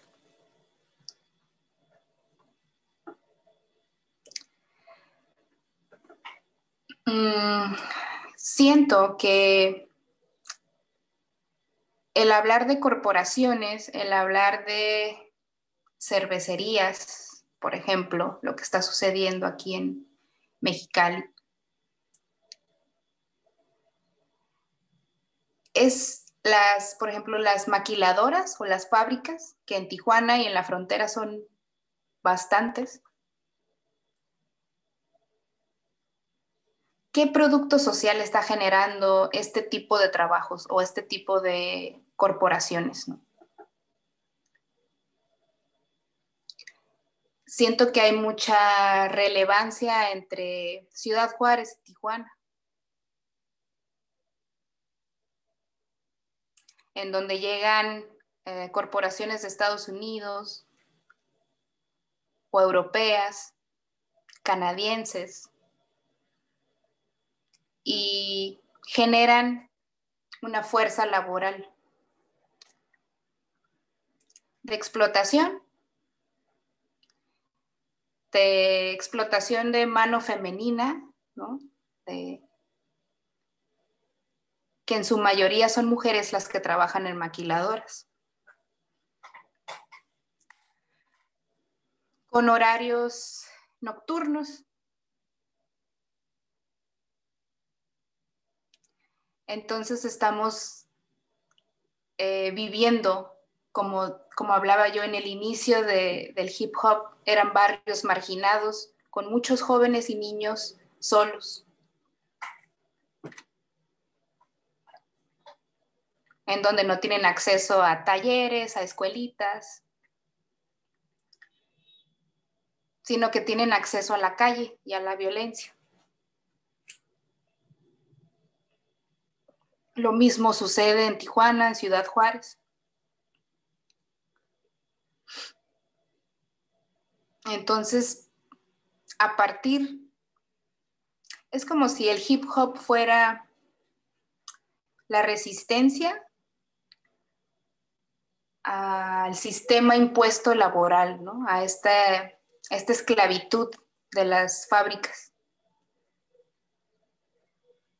que se repite, ¿no?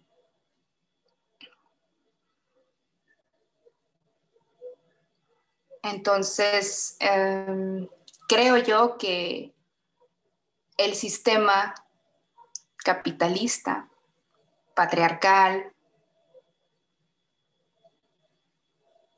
Es parte, ¿no? Es el origen de la marginalidad social en países como México.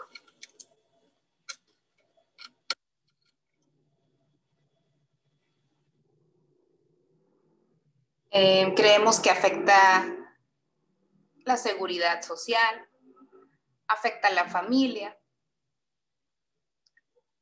¿Por qué no ves a tus papás?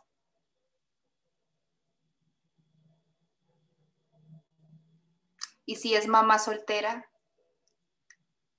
pues peor. No está mamá presente, está en la calle. Entonces, el hip hop, al acercar cultura a los barrios en donde los programas sociales no llegan,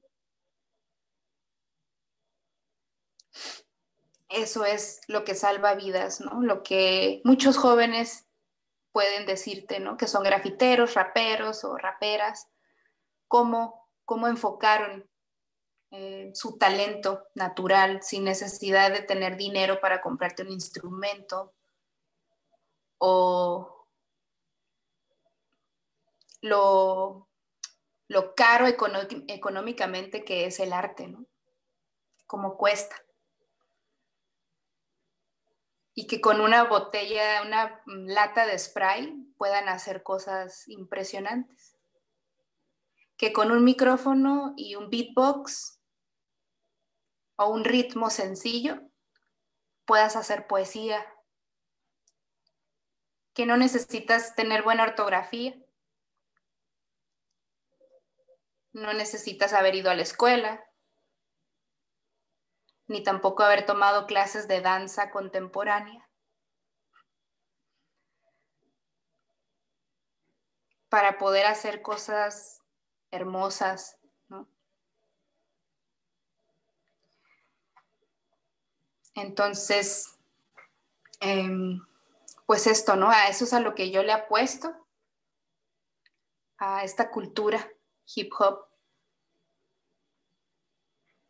que de alguna manera está estigmatizada socialmente por venir desde abajo, por ser parte del barrio. Pero cuando tú conoces y te adentras, te das cuenta que es maravilloso, es talento orgánico, son portavoces de lo que sucede en sus comunidades.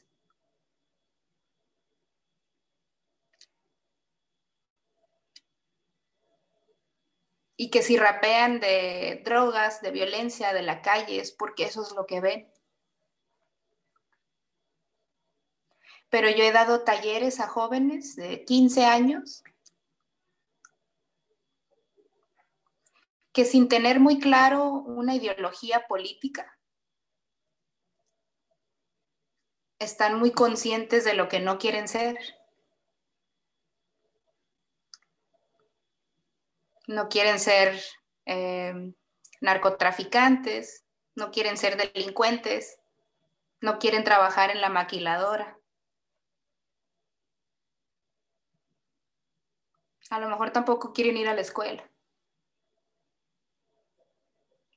Pero saben que hay que cambiar algo, que las cosas no están bien, que su barrio puede estar mejor.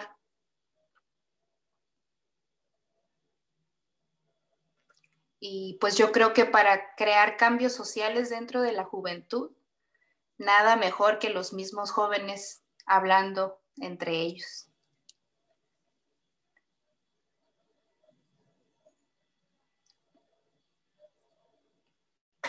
Ok, podemos darle a la siguiente diapositiva.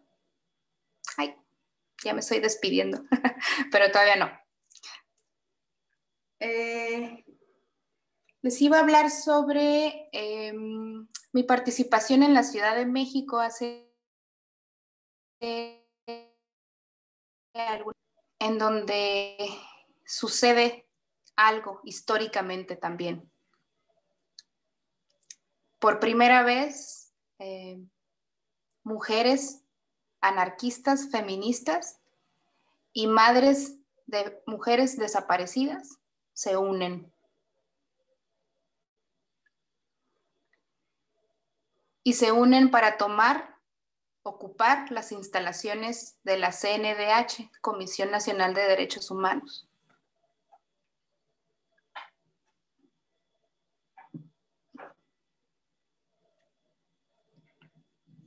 Si ustedes saben lo que es una ocupación, pues es llegar al espacio y quedarse dentro, apropiarse del lugar.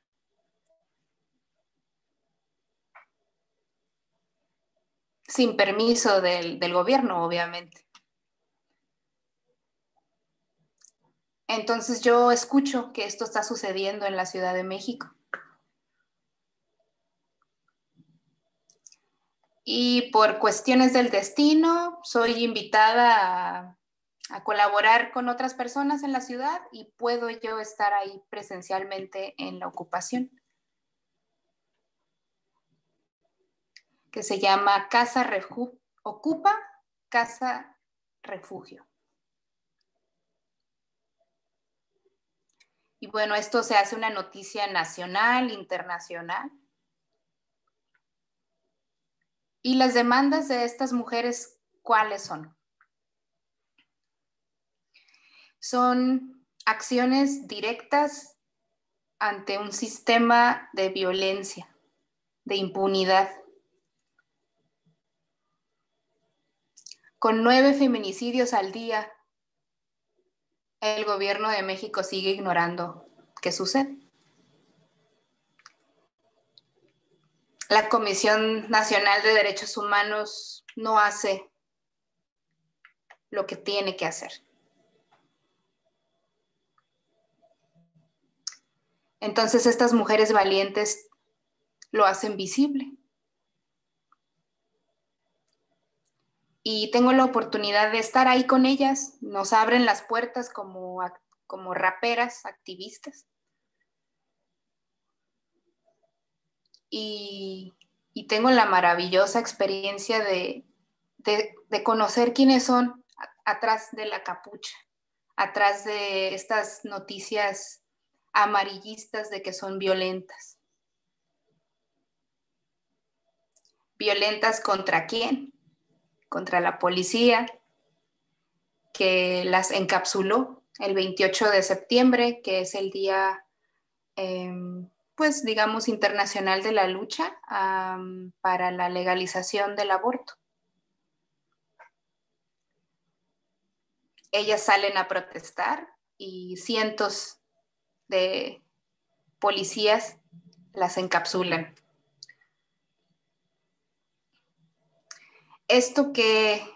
¿Cuál es el mensaje del gobierno con esto? En vez de hacerse cargo y generar un diálogo, reprime. Nos están asesinando y no podemos salir a la calle a gritar eso. Entonces, ellas siguen ahí, siguen en este espacio resistiendo a pesar de que en cualquier momento pueden entrar las autoridades. Son mamás, son hermanas, son profesionistas, son artistas, son poetas, pintoras. Y es un espacio que abren a cualquier persona que necesite ayuda, refugio, principalmente mujeres. Y pues bueno, han sido de mis mejores experiencias poder rapear con ellas, compartir espacios, compartir talleres, porque también dimos un taller de rap ahí, para que se genere una canción de ellas, ¿no? Que ellas puedan expresarse verbalmente más allá de las acciones directas que tienen a través del rap y de una canción. Y me doy cuenta que son muy jóvenes, que las mujeres que están poniendo su cuerpo en las protestas son muy jóvenes, que están llenas de energía, de ideales y que no tienen miedo. Sin embargo, son como una mujer cualquiera, sensibles, con inseguridades. Entonces, esta oportunidad que tengo de convivir y conocerlas y saber su lucha,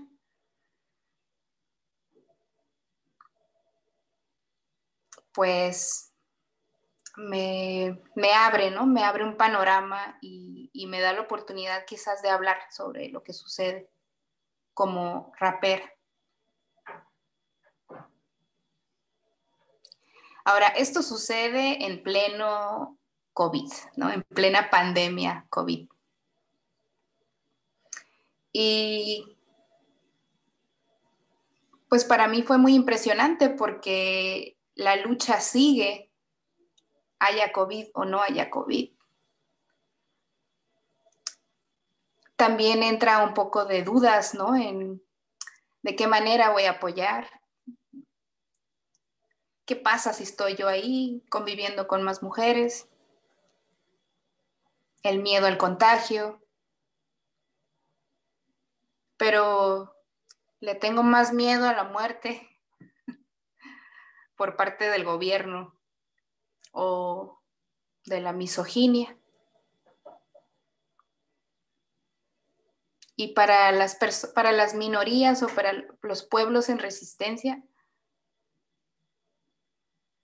no es como una opción dejar de luchar.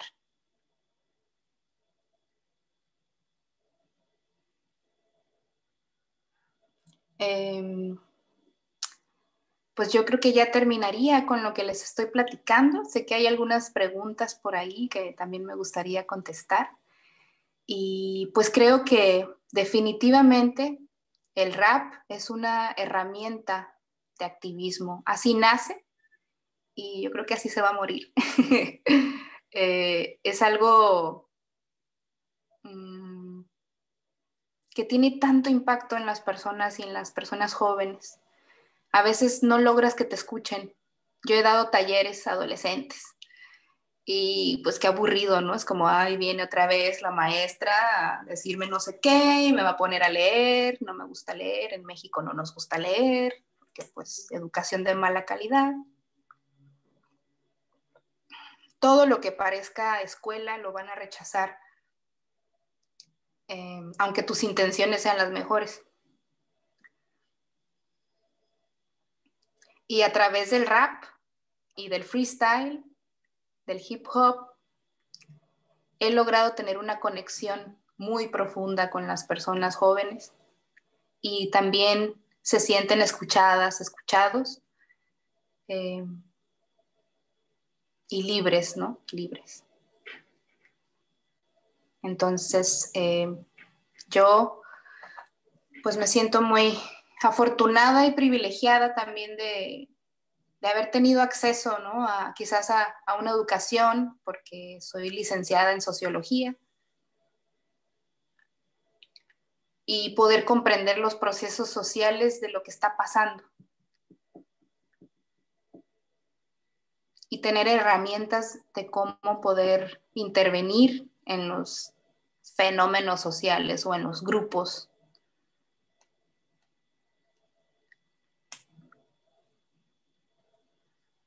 Y más allá de lo académico y de la teoría, están las vivencias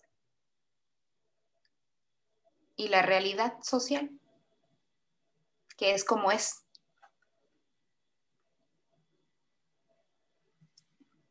Entonces, pues para mí lo que sigue es seguir luchando, seguir hablando, expresándonos, visibilizando la inconformidad, ¿no? Lo que no nos gusta, lo que no es justo y lo que tiene que cambiar.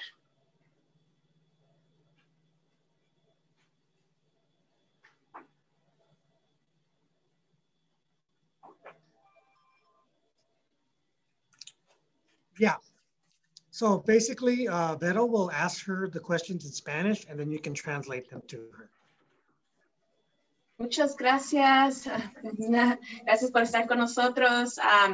Primera pregunta fue de Ginny Tsumatsu y te pregunta cómo usted y su colectivo se mantiene a salvo con toda la violencia que está pasando a las mujeres. Esa es la pregunta que te pregunto. Pues, pues dentro de las redes feministas, lo que decimos es que me cuidan mis amigas, no la policía. Y esa ha sido nuestra alternativa. Hemos creado redes de seguridad. Lamentablemente tenemos que ser así, ¿no? Tenemos que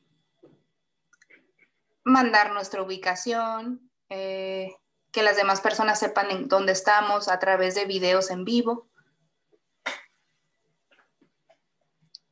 Si estamos en alguna protesta, muchas veces no nos tapamos el rostro tampoco. ¿No? Porque, pues, no sé, somos cholas.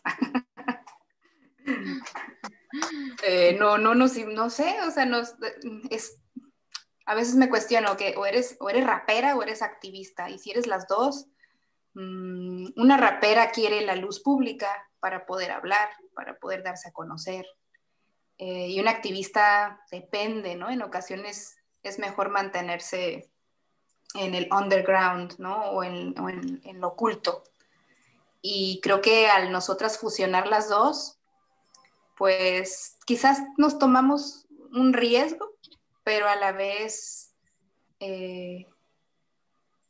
pues somos como una herramienta para visibilizar, digamos así. Tomamos ese riesgo, ¿no? Ya que nuestras compañeras toman el riesgo de estar presentes, ¿no? Dentro de los movimientos, de poner su cuerpo ahí. Entonces creemos que es como un acuerdo ahí, un trato entre las dos. Pero pues eso es para nosotras, mantenernos a salvo, ¿no? Eso es lo que podemos hacer. Gracias. Y hay también otra pregunta. Te preguntan, ¿tienes un sistema de apoyo que puede ayudarte a ti o a tu grupo? Como apoyo. Sí, como un sistema de apoyo, ¿no? Como se puedan apoyarse entre el grupo Pues generamos como comunidad dentro de batallones femeninos. Por ejemplo, hace poco el papá de una integrante falleció por COVID, ¿no? Entonces, pues todas hicimos una rifa y también hicimos un concierto en vivo para generar apoyo económico para nuestras compañeras. Algunas son mamás. Y bueno, ahí es otra historia, rapera, activista y mamá. ¿No? Entonces, pues creo que también muchas personas nos apoyan, ¿no? En verdad, a veces ni nos la creemos, ¿no? Gente que tiene un muy buen corazón y que sabe lo que es estar en la lucha. Nos mandan como tanto buenas vibras, económicamente también hemos recibido apoyos,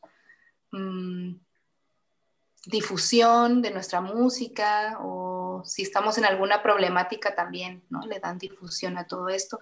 Creemos en las redes del pueblo, ¿no? Entre nosotras, entre otros activistas también, luchadores sociales. Gracias. Bueno, otra pregunta que todos creo que queremos saber, ¿quién te motiva y te apoya en el trabajo que estás haciendo? Me motivan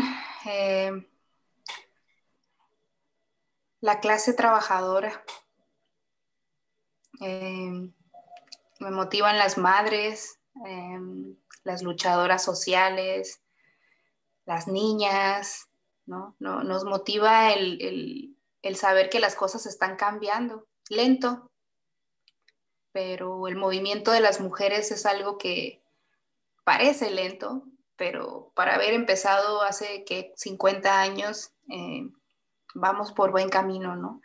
Me motivan otras raperas también, que fueron mis influencias, como, no sé, Ariana Puello, ¿quién más? Siempre tengo ahí, se me olvidan los nombres, pero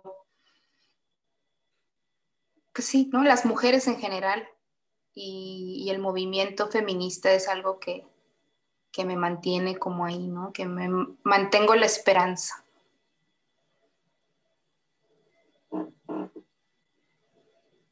Oh, tengo también otra pregunta. Nos preguntan que si tienes una grabación que puedes compartir o si estamos interesados en oír más de tu música y tu poesía.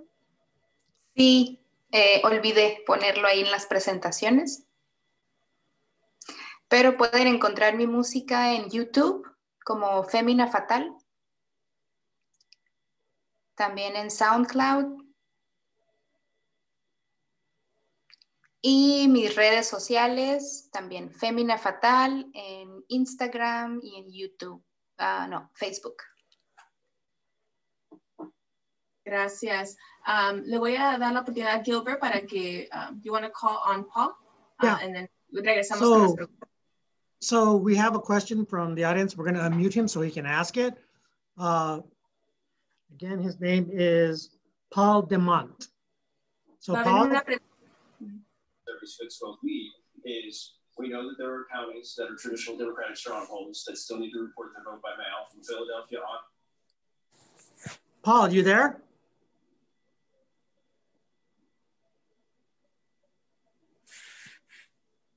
Paul, you had your hand up. Did you want to ask a question? Si no podemos regresar, we can come back to Paul. Okay, go ahead and ask Jorge's question. Okay. Otra pregunta viene de Jorge. ¿Qué está pasando con Mexicali, con la cervecería y cómo se reacciona? A la cervecería, ¿cómo están? Cervecería. Sí. Pues no sé exactamente, ¿no?, qué pasa ahorita en este momento, pero sí conozco esta lucha para no permitir que esta cervecería llamada Constellation Brands se quede en territorio de Mexicali, ¿no? Está comprobado que más allá de hacer un bien, va a generar desgaste ambiental. Tenemos un problema de falta de agua. Y una cervecería de esas proporciones industriales, pues va a causar un daño irreversible, ¿no?, dentro de estos recursos naturales. Lo que parece lógico para el pueblo, para el gobierno, ¿no? Intereses políticos y económicos, ha generado esta lucha y esta resistencia, que mis respetos para la población de Mexicali, que ha generado bastante resistencia por ya algunos años. Entonces, pues esa es la problemática, ¿no? Que hay un gobierno y un sistema político que defiende intereses de corporaciones y reprime a un pueblo que quiere defender recursos naturales. Gracias por tu respuesta. También hay otra pregunta por David. Te pregunta cómo miden el progreso que hacen.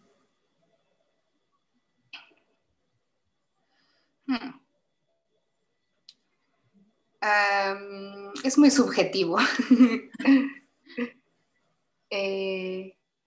Creo que hay que tener mucha paciencia para medir el progreso. A veces creemos que no hacemos mucho o nada, o que no llegamos a ningún lugar porque las cosas no cambian. Pero creemos en la resistencia, que es estar ahí, ¿no? Estar creando y pues no darse como por vencidos, ¿no? Por vencidas. Creo que también nos damos cuenta, más que progreso, creo el impacto que podemos tener como raperas. Ya sea que alguna chica diga que la inspiramos a ser ella misma, o a lo mejor poder tener un impacto más grande a nivel colectivo quizás, a través de nuestra música. Sí. Gracias. Bueno, no es una pregunta, pero es un comentario. Dicen, gracias por tu presentación y por compartir con nosotros tu pasión. Hay mucho que admirar de tus esfuerzos porque necesita alguien con resistencia para estar donde estás y necesitas a alguien con pasión para llevar el cambio de las comunidades que más lo necesitan. Muchas gracias, Femina. Entonces, con eso se lo voy a pasar a Gilbert.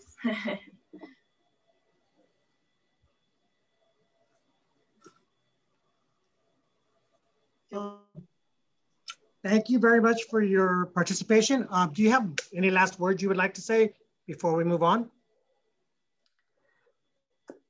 Pues nada, agradecer sus preguntas, su atención, sus comentarios. Siempre significan mucho para alguien que intenta hacer cosas quizás bajo recursos propios y desde la resistencia, ¿no? Que siempre hay un nivel de dificultad. Pero lo que es reconfortante es probablemente el reconocimiento de las demás personas, no necesariamente como un reconocimiento personal, sino el saber que de cierta manera tu trabajo tiene un impacto, ¿no? Y que también es motivante para nosotras el seguir haciendo lo que hacemos. Y pues el que me hayan invitado acá, pues también me da mucho gusto. Y pues esperemos poder participar en algunas otras actividades y pues igual pueden contar conmigo.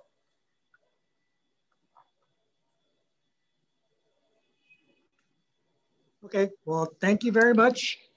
And now with the closing, again, I want to thank all of you who are participated and attended today. I hope you enjoyed the program.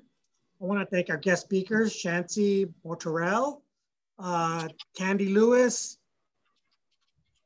Jose Guerra Johnson, Tasha R. Fadia, Yvette Lopez Ledesma, and our brilliant guest that we just finished the day off with, Femina Patal. Did I say it right? Did I say it right?